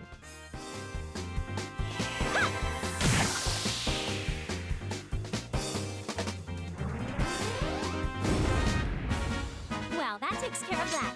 No, Secret of the Stars is still, as of this moment, the worst game I've ever reviewed. I'd love to say I can't see that being broken anytime soon, but you never know. We were talking about this recently. The top 5 or so are honestly pretty locked in. I can't see any games other than, like, you know, the really heavy big games we haven't covered yet, pushing their way into the top 5 territory. The bottom 5, on the other hand, there's a lot of competition for, and games keep shoving their way in to the bottom 5. Every time I think, oh, we found a new bottom, some of the game comes along, it's like, oh yeah? So we made it just in time. Not like a hair's breadth. Were you hurt, sir? Not at all, I'm quite alright. Someone found a shovel. No!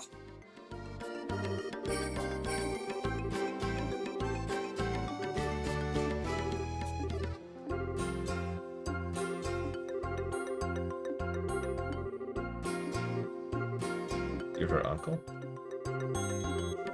She asked us to provide you escort. When we arrived, you already left. I guess it wasn't very nice of me to take off like that, but it couldn't be helped. I had to come up with a real eye-catcher before my next business deal. And because of that, you almost died. To get back, you should apologize to her. I'm sure she's worried sick about you. Alright, fine.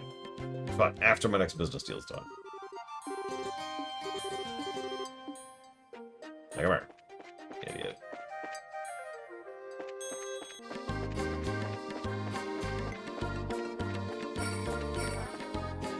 Deathloop, I was shocked how much it was angling for the bottom. How much it was pushing to get down there. Like, some of the games towards the bottom make perfect sense, right? Like, you look at Devil May Cry 2 or Mega Man X7, 64, and you're like, yeah, that's Garbo. Deathloop? I was not expecting Deathloop.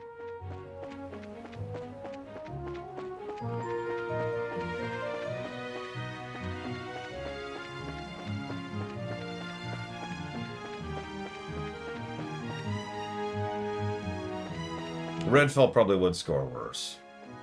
We actually talked about that.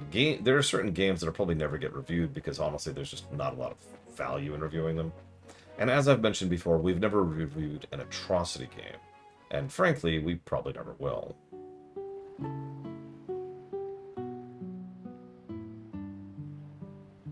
No, Mr. Red. And by its nature, it probably is disallowed.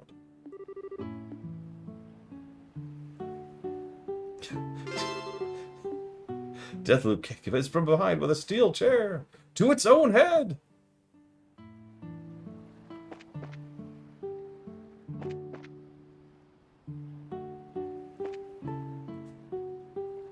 I mean, yeah, in hindsight, Deathloop being awful makes sense. Now that we know more about the behind the scenes and what was going on and blah, blah, blah.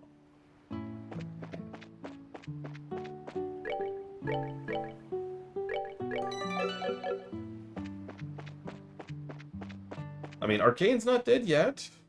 Blade is still in development. Ostensibly.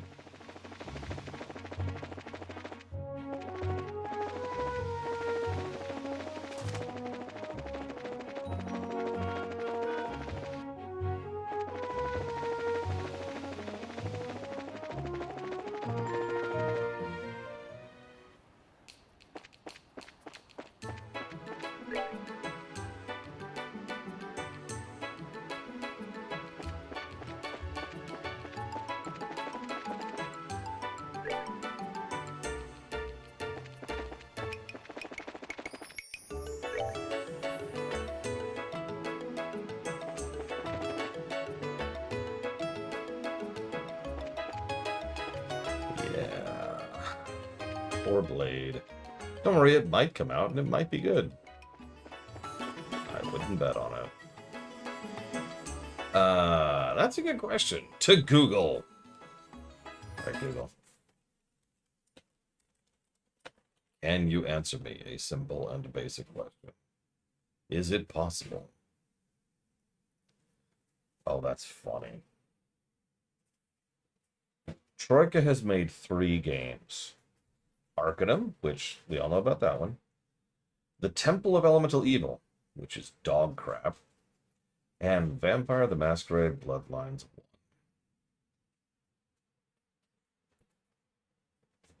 1.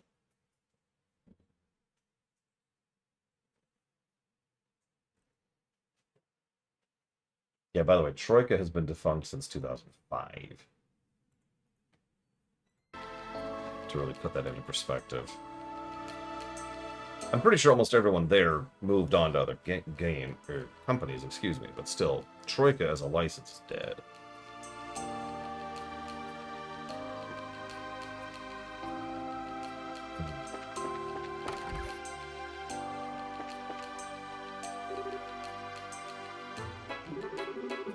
I believe the Sapphire Glim was stolen. Now of all possible times. Ah, you're here. I've been waiting for you to show up. Oh, Chloe's with you. Yeah.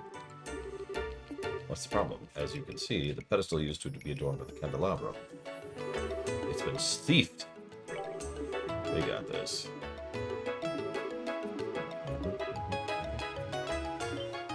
Hundreds of thousands of Mira. Not a petty burglary. You'd have to have some kind of safe way to launder something that. So no everyday thieves. Money wasn't the motivation, huh? What do you mean? Look at this card. That which nests here is a beast more dire than any other. Continue to give praise to the spirit whose blue light was lost in the darkness. Free the spark that left behind and will be free. Ah, secret. The dyes of ideas seal me the truth and pass it on to you. Look to the three-eyed giant which towers over this settlement. To do so, and the blue light will be revealed. Phantom Thief B. So we're fighting Carmen Sandiego, apparently.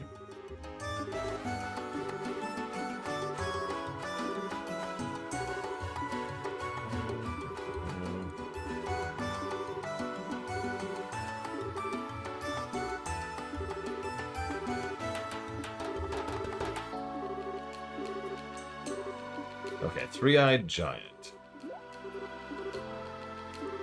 like for you to search the surrounding area. The card left you a distinct clue to find. Don't tarry. Okay, as you command.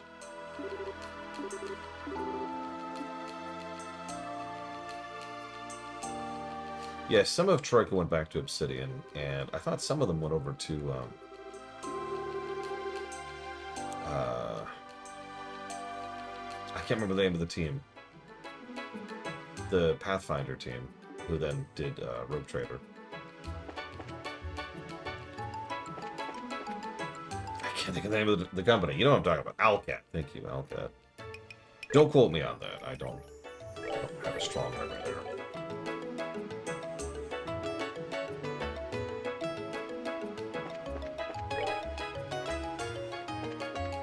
I know. I'm just saying, I think some of the people ended up over there. Oh yeah, In Exile. No, that's what I'm thinking of. Not Alcat. That was it. I mean, maybe there's also people at Alcat, but that is actually what I was thinking of specifically.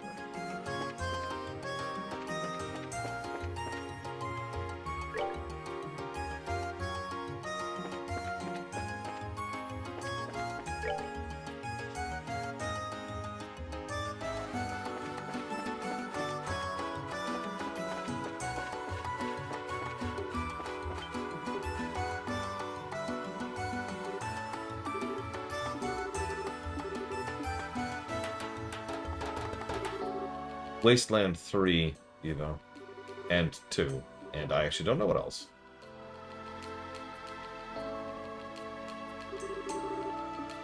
So there's our three-eyed lighthouse. That's not a great hint, especially since the camera can't see that normally. Endless waltz which unfolds between red and black.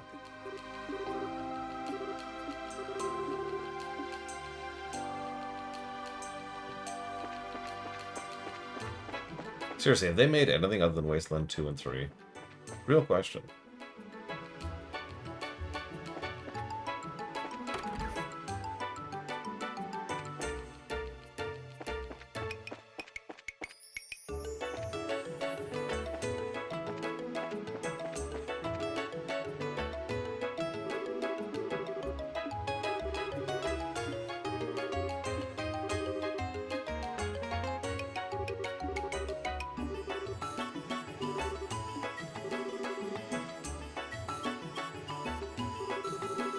I know, it's shocking. Easy.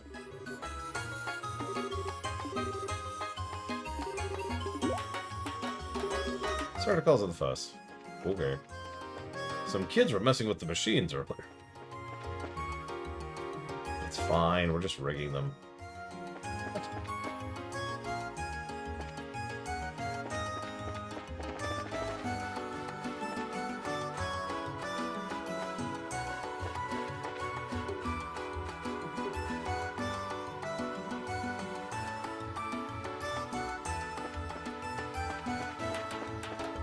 What have they made, Evo? Tell me, Evo. Tell me everything.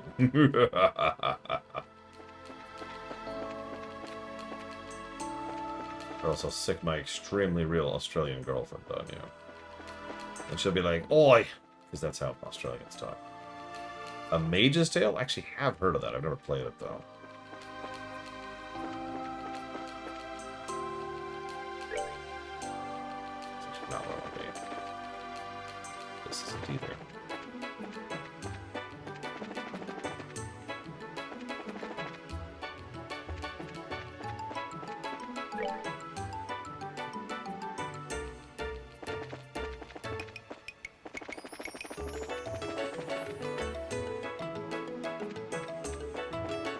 I do remember Bard's Tale.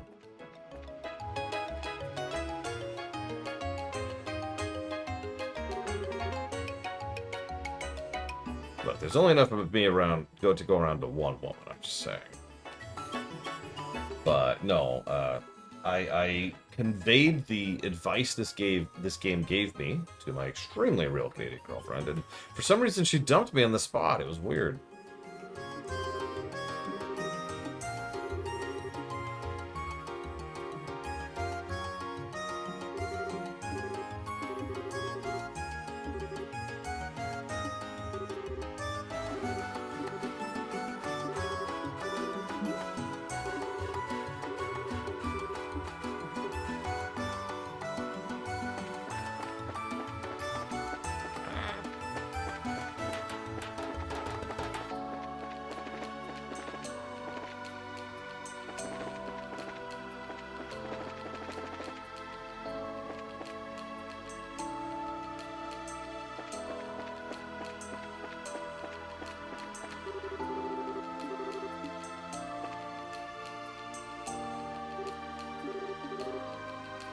It's still pain, but there's no barrels to be found.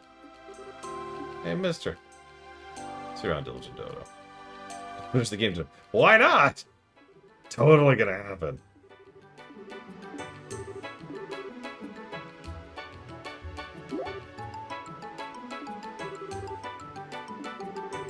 I found the warehouse key earlier. Hey, Mr. Hart's request. The barrels in the crane are moved to the warehouse. I get you. Think the barrels were here all inside now. Okay, yep. It still has brain. Barely.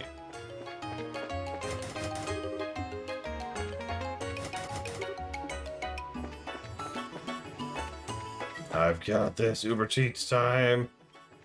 I just have to stop reading out loud.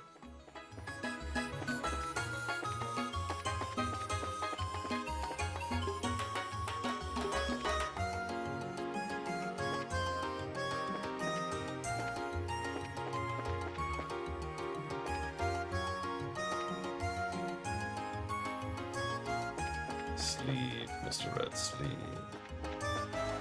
Although, actually, could someone do me a weird favor? Which episode of Star Trek The Next Generation happens after The Offspring? Because I don't remember the order by memory. Where is this?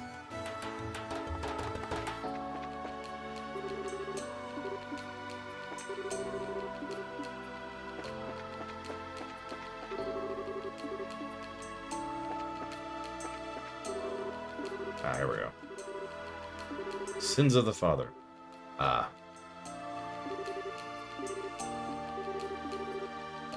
That's a good episode, but it's a little more mentally involved than The Offspring was.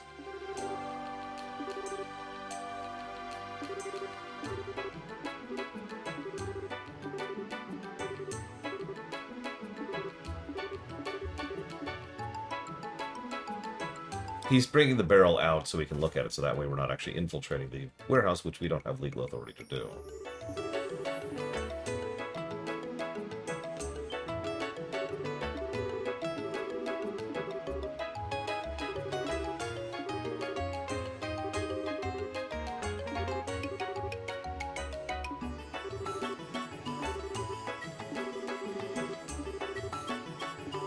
I like how they literally just repeated what we just said.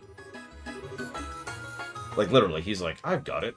They can't go into the warehouse, but I can bring the barrel out so they can look at it. Cool. Then we talked to him, and he's like, you can't go in there. You're not authorized. Yes, we can bring it out. Ah, good idea. You have to... They should have done more with him. He only gets one good scene, and otherwise he's just kind of the threat.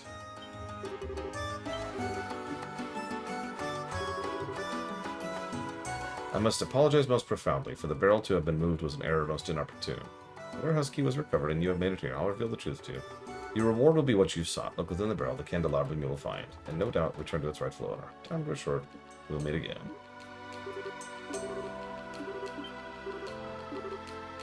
Some of the ink is still wet. Yeah, it's that guy, obviously. Hey, what do you think you're doing here? Huh? Oh, hi, Mr. Portos. You said earlier this would be okay. What are you talking about? Damn, we've been had. We were just here a little while ago, and yeah, it must have been someone posing as him. The criminal may have worn a disguise and used the opportunity to plant the card. Well, we need to get after him. Estelle... She goes. That's probably too late. We messed up when we didn't notice the imposter before. I doubt she'll find any trace of him. Let's make sure the candelabrum is actually a fine. Okay, fine. Actually, isn't too disappointing we're opening this without her.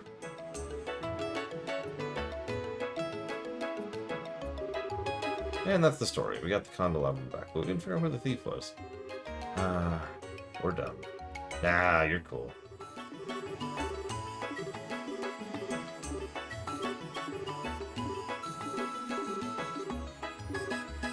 There are other more important crimes which must be answered for. I don't wish to monopolize your time with something so trivial. Okay.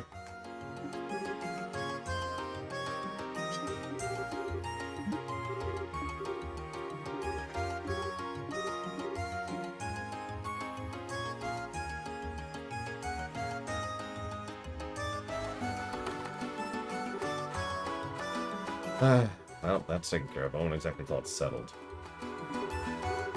Come on, Joshua. I know you got something on your mind. Oh, yeah, a little. I was just wondering whether the thief would take the candelabrum if he meant for it to be found. The newest card is what really gets me. It's as if he was designed to test specifically you two.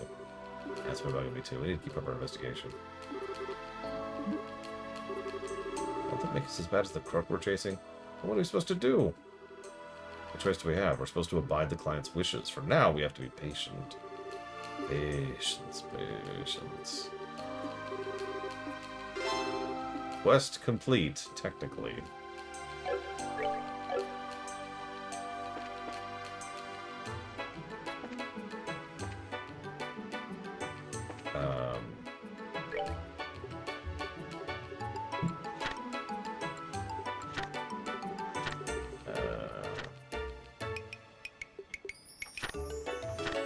Here it is.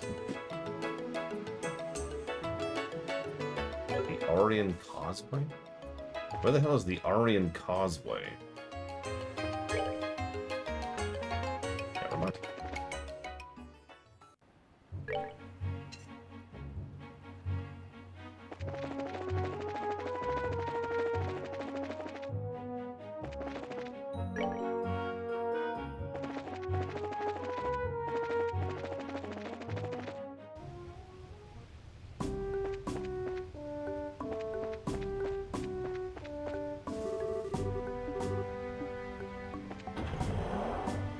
Thank God for fast travel. Can't hear anything. What's going on? The Royal Army really going to just roll over some bigwig?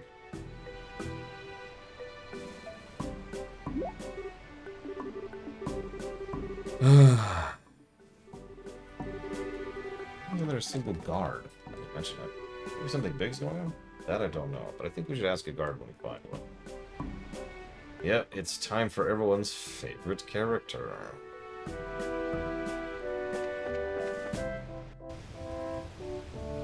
The waterfall.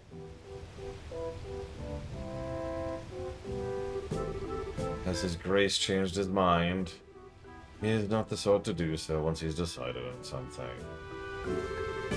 In light of that, I believe he'll be staying here. Let's see. We'll have to wait for the bracers to arrive before we do anything more. I'm afraid so. That's all. I will take my leave.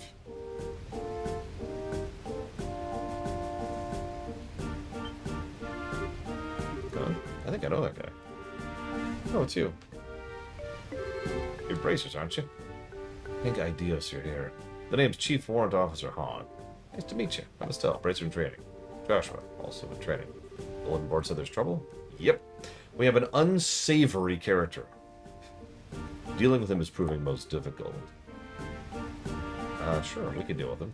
Do you want me to, like, strangle him? I could smother him to death. Maybe a knife, you know? I've got a girl with a sword. She can fix this.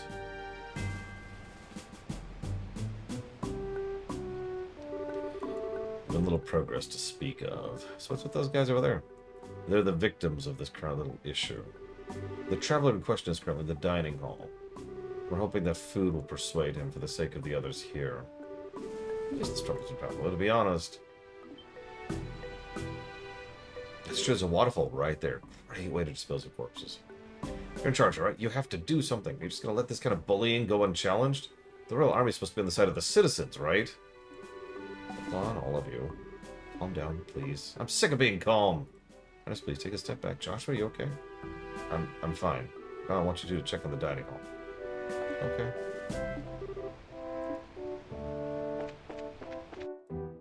Yes, that's right. He is such a problem that he's causing an incident with the military. If you reserve all the rooms and the dining hall, what will I tell the other guests? Why can't you see where I'm coming from? Your Grace, I feel I must agree with him. Perhaps we should return to Rouen, as originally planned. Quiet, Philip. I like it. Yeah, yes. I know I kicked those kids out of the freaking penthouse suite without paying for it. But, yes, it has such a lovely view of Erletten's waterfall. Yes, yes. But, sir, he's a child. He's a child. It had to be you, didn't it? You're the self-centered Duke guy from before. Oh, well, if it isn't the bracers. You're late. We've been waiting for you. Don't tell me that's your troublesome traveler. Do you see anyone else here? Fine. It's no wonder we recognize the guy who was talking to the Chief Warrant Officer. So,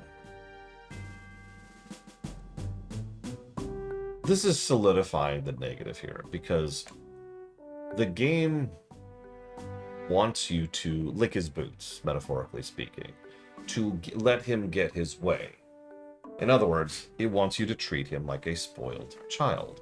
And if you do so, you actually gain additional BP, which the game heavily rewards you for doing, both in this game and in the next.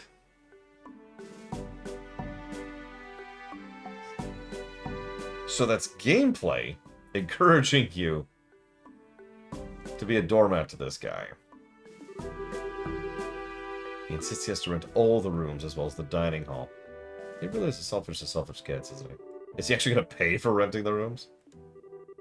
Royalty or not, what does he expect us to do? Make everyone else go camping? That's where you come in, hopefully. Can you do something to help? Ideally, convince him to go back to Rouen or give him a little nudge over the falls. I like that second option. Want me to do it? Isn't tactical negotiation part of your job? We're just soldiers, you know. We train with guns and swords, and negotiating with a sword can be messy. No, I think this is a perfect situation for negotiating with a sword. What do you think I'm any different? I'm good at hitting stuff, not talking. Usually teach that stuff to someone with a knack for it. Joshua's the guy with the silver tongue, not me. But still, we can't just stand by while this is going on. Yeah, I've got this Frostmourne here. It's actually in storage, but just pretend, you know. Please, even if you can't convince him with words, there's always your staff. It's not funny, game.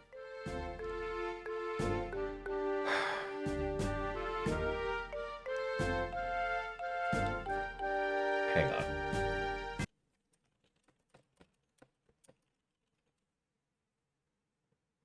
Give me a second. Let's see. So we got Haze. Strike is something we do want. Deathblow, Grail Locket, Gladiator Locket. So I don't care about those. So 145 BP is something we kind of want to reach. So missing out on a little BP here might not be terrible.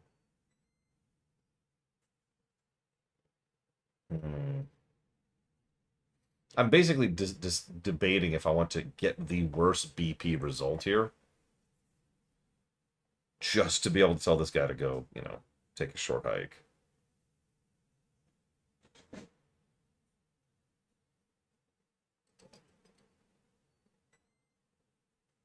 What?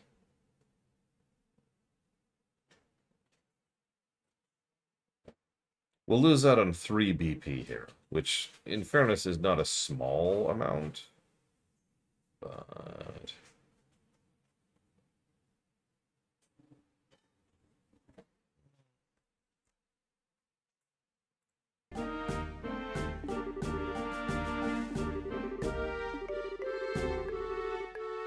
let me give it to you straight. You can have all the faith in the world, but I don't. What do you think, chat? Should we lick the child's boots so that he gets his way and goes away and becomes someone else's problem? Or... I wish I could save state, because I'd just show off both, right? For the sake of the review. Oh, I remember you. Fancy seeing you here. Where you go, trouble follows, huh? Who are you talking to, Philip? Let's start this off right. So I'm just going to pick every wrong answer, because I happen to have a guide of the right answers. Hey there, Duke guy. Really should have more respect when addressing your future king, young lady. But no matter, what do you want? I came to pick you up. Pick me up? I don't recall ordering someone to do so. Where did you travel from? Actually, it doesn't matter which one we pick. The mayor's estate. He asked for me to come here. I see. That was most courteous of him, but I have no desire to return to Rouen this evening. I've already decided to stay here at Erleton. But the dinner party at the estate's starting soon. I heard everyone's waiting for the arrival of the future king. Well, in that case, they'll continue to wait indefinitely. I'm tired of dinner parties. I have no intention of going. If I stay here, I get a lovely view of the waterfall, and that is far more interesting. And once again, this guy could have been a dick without being an asshole, right? Just make it so that he's here, and they're trying to, like, maybe they want him to go because he's a security risk or something, and they don't want to protect him. As opposed to him literally kicking everyone else out the checkpoint between two states, right? To baronies. Such are the refined tastes of nobility. Isn't this place a little low class for the future king to be staying at? I don't even think they offer fine dining here. Well, that much is true. If only for the sake of proper accommodation. Philip, you are to arrange lodging as soon as possible. Notify the hotel in Rouen to deliver the bed as far as the checkpoint. And have them ready their best chef with their best ingredients for my arrival. And then have the soldiers set about cleaning the dining hall. Your Grace. Yeah, so in case you missed that, he wants them to bring a bed from town to the checkpoint, to the barony's checkpoint between the next barony. And then he wants them to bring their chef and ingredients. And then he wants all of the soldiers here, who, by the way, do not freaking report to him. He is not a part of the military chain of command. To start cleaning up the place. Silence, Philip. As the next king, I will have proper lodging. This is my right, I might add. Don't cut the crap already. I beg your pardon. I've been nice and courteous, and you still act like a spoiled brat. If you didn't have Philip around, you'd probably just starve. I wonder if this is really her idea of nice and courteous. You insolent whelp. Soldiers, what do you think you're doing? Hurry up and arrest this brat. The only one who needs arresting here is you big jackass. Yeah.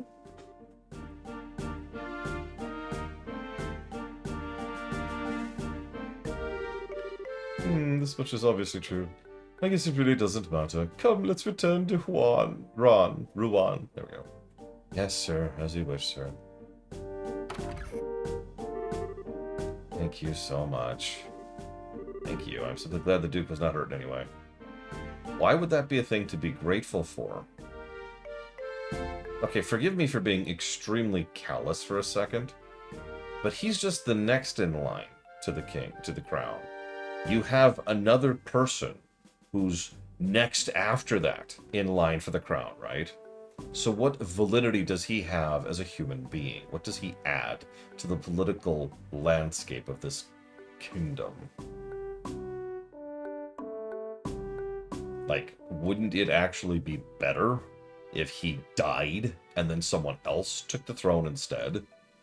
Whoever's next in line, actually, pretty sure I know who's next, but whatever. I mean, God's sakes, this guy takes the crown. I guarantee you exactly what's going to happen. He's going to be usurped inside of a year. No, seriously. No one's going to put up with him. Her reflex is remarkable. I'm not certain I would have been able to hold back like that. Philip, what are you doing? If you'll please pardon me. Yeah, exactly, Valerian. Finally. He's finally gone. Exactly, Arspruce. I mean, even if you don't want to resort to killing the guy, which, whatever, there's plenty of ways you could just remove his validity to the throne, and nobody would actually care, and the world would actually legitimately be a better place. I mean, could you, for real, for those of you who know a little bit about the greater aspects of the franchise and the setting, think about if that asshole really did take the crown of Liberl. I know Liberl isn't exactly a big player on the scene, but just think about that for a second.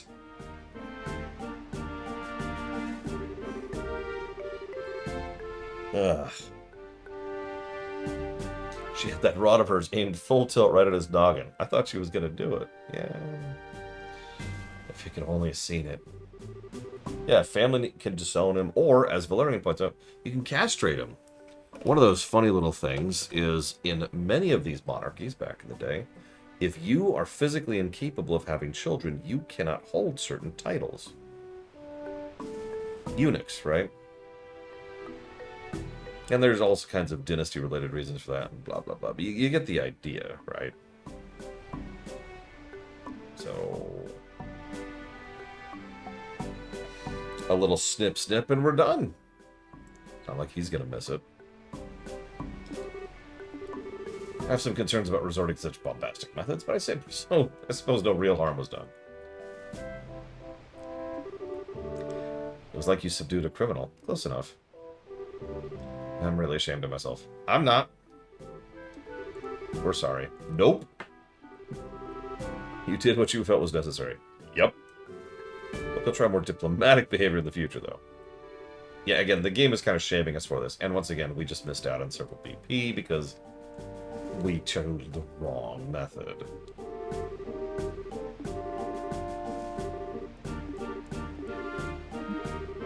That's where you can't stay upset for more than 3 seconds. Yeah, we'll work on that.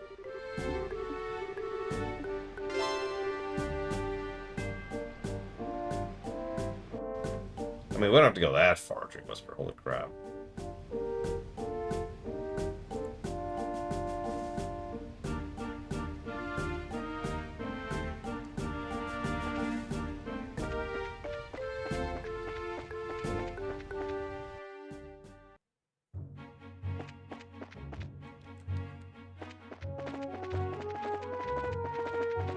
Yeah, exactly, Retro Justice. Placating the baby.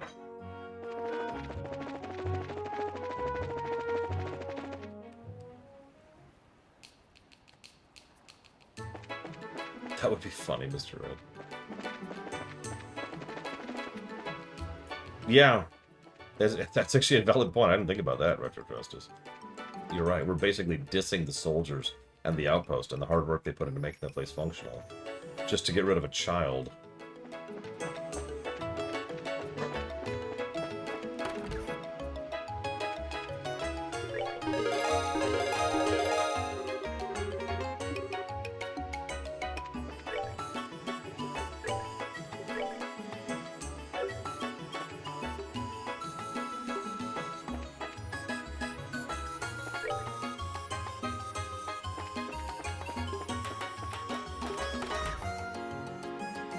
We'll get there, Retro. We'll get there.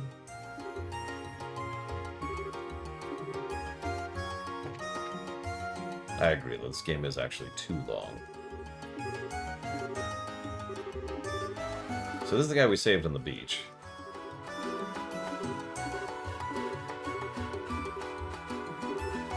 He got an ancient map that leads to the treasure of the ancient pirate, Piratey McCarger. McCarger is a long and venerated line of pirates. So he wants us to find the pirate treasure, so...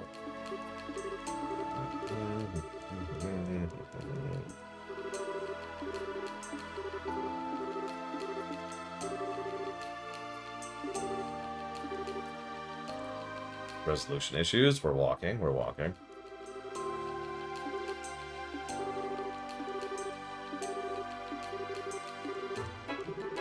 I've been pretty impressed with people not spoiling things so far. I know, from secondhand experience, how hard it is for people to keep it in their pants. It happens a lot on this show, actually.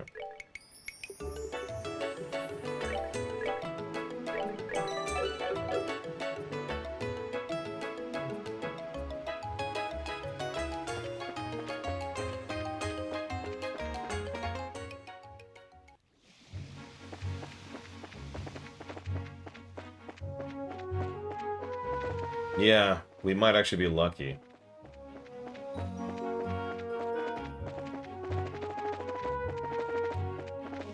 In a weird way. Yeah, I liked her portrait, too. Her portrait is actually pretty accurate as well.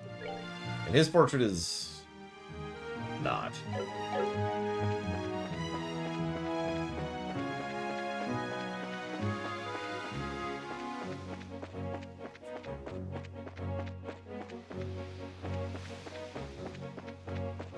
Yeah, his face looks off there. I know, it's just kind of an art style thing, and I know the artists have transitioned a bit over time.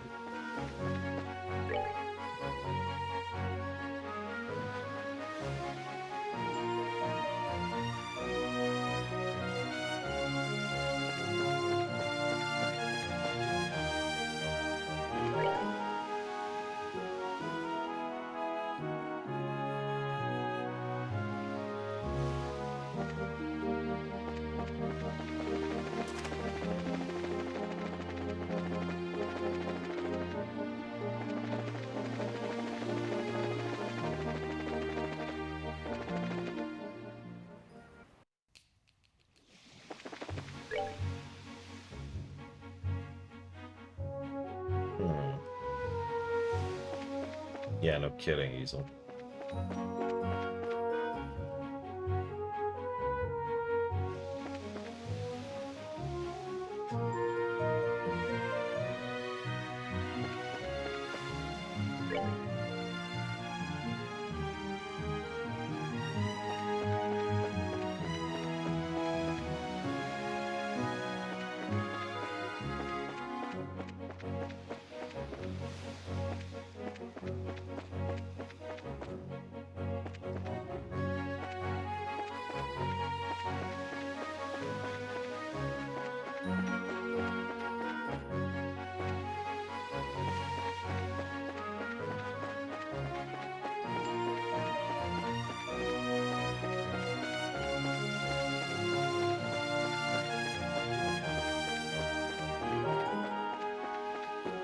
Supposedly this should be visible on the map, but I am not seeing it.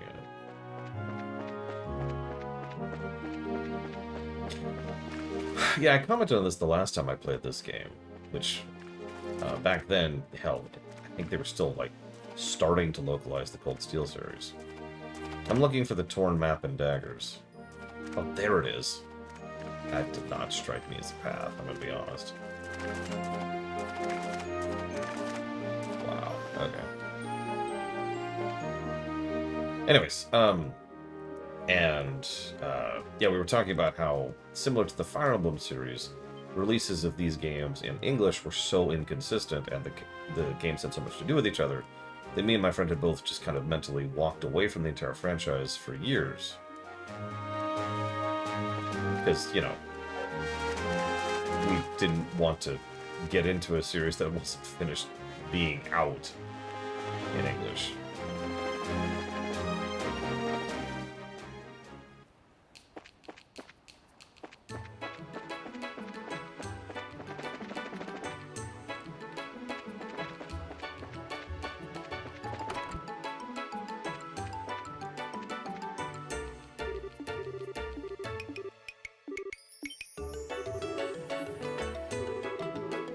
Calm down.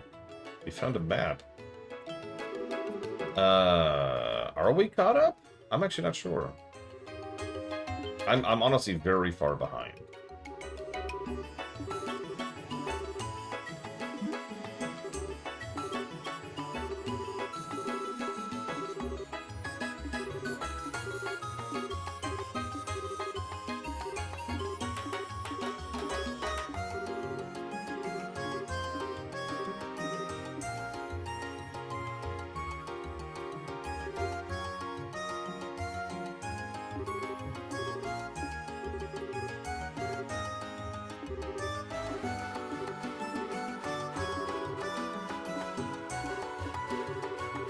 So the guy listened to tall tales, thought they were true, asked us to go find a map, which we found. The end. Pirate treasure. The main reason we bother with that, of course. So I could give her a weapon that I keep forgetting to give her. It's for the skull daggers.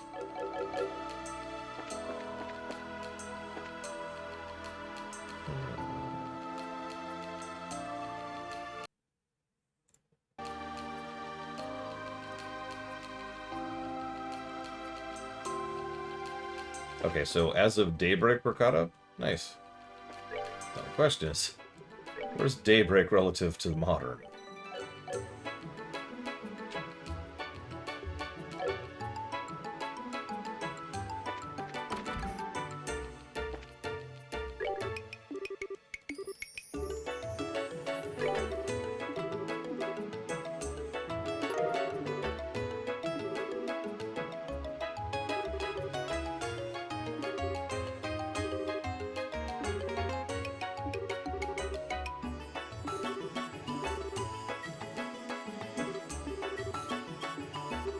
We may be young, but we're not automatically reckless. And we also already met asshole. I mean, vote.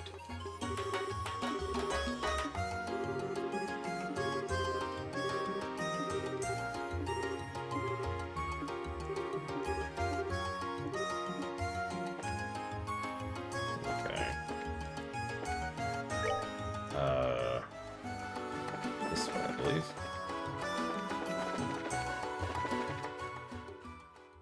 Listen, I know he's old and terrible, but just give him a chance, right?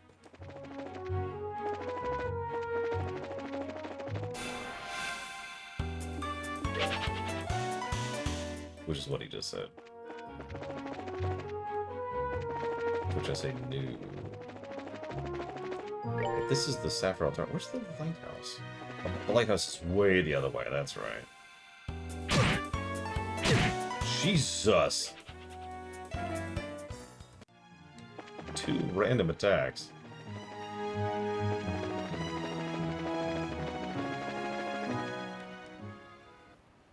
Mind you, I have up-to-date gear right now, too. Joshua's just like, hey, what's...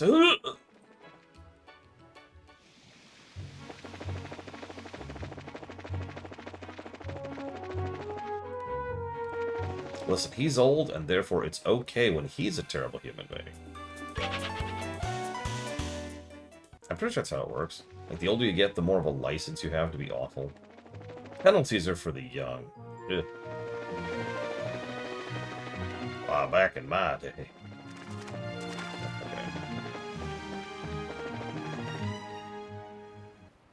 Oh, God, Easel. I'd probably actually put FF14 down if they did that. Or at the very least, only pick it up intermittently. Yes, Bluent. You get a gold star. Or you would, but you're not me. And I'm the only one that matters. Yes, yes.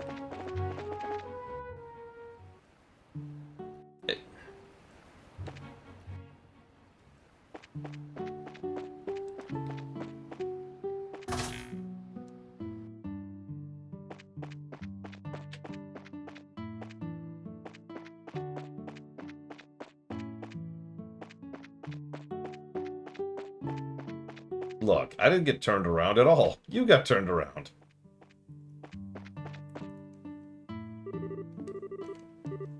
Yep, so...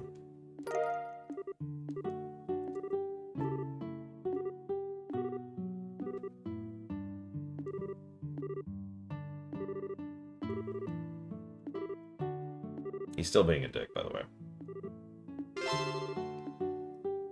Just to be very clear.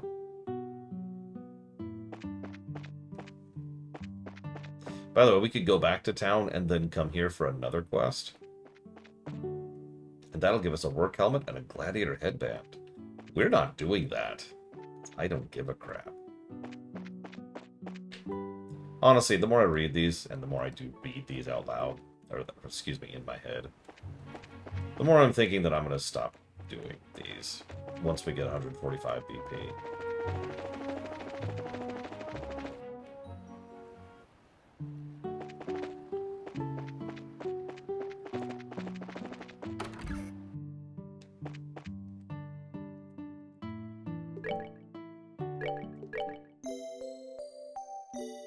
I actually still know. So, right. I had a big question for everybody.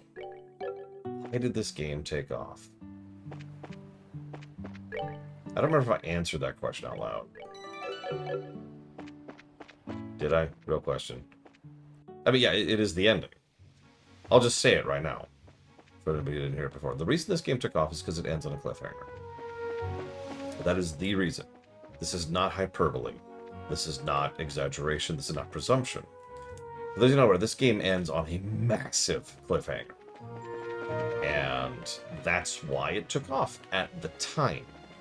Notice how I say that.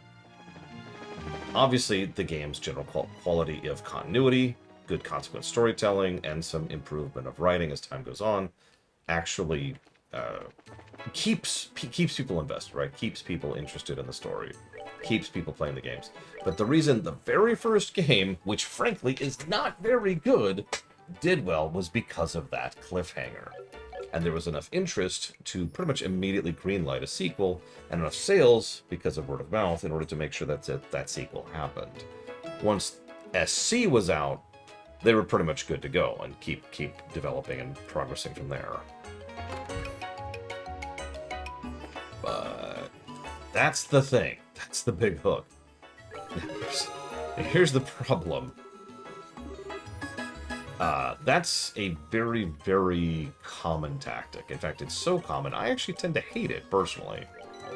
Games in particular do this, but a lot of things do this. Shows do this, movies do this, and games do this, because they're trying to deliberately accomplish what this game accidentally accomplished.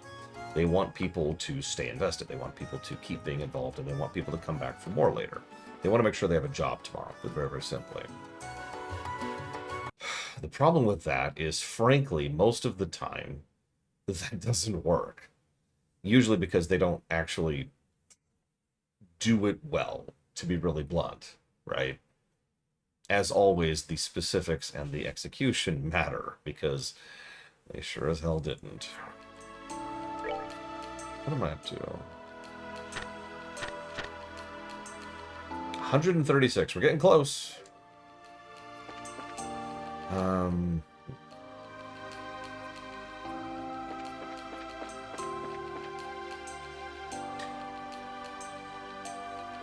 I think this is a decent cliffhanger for what it's worth. And that's important. It has to be a good cliffhanger. It can't just be a cliffhanger.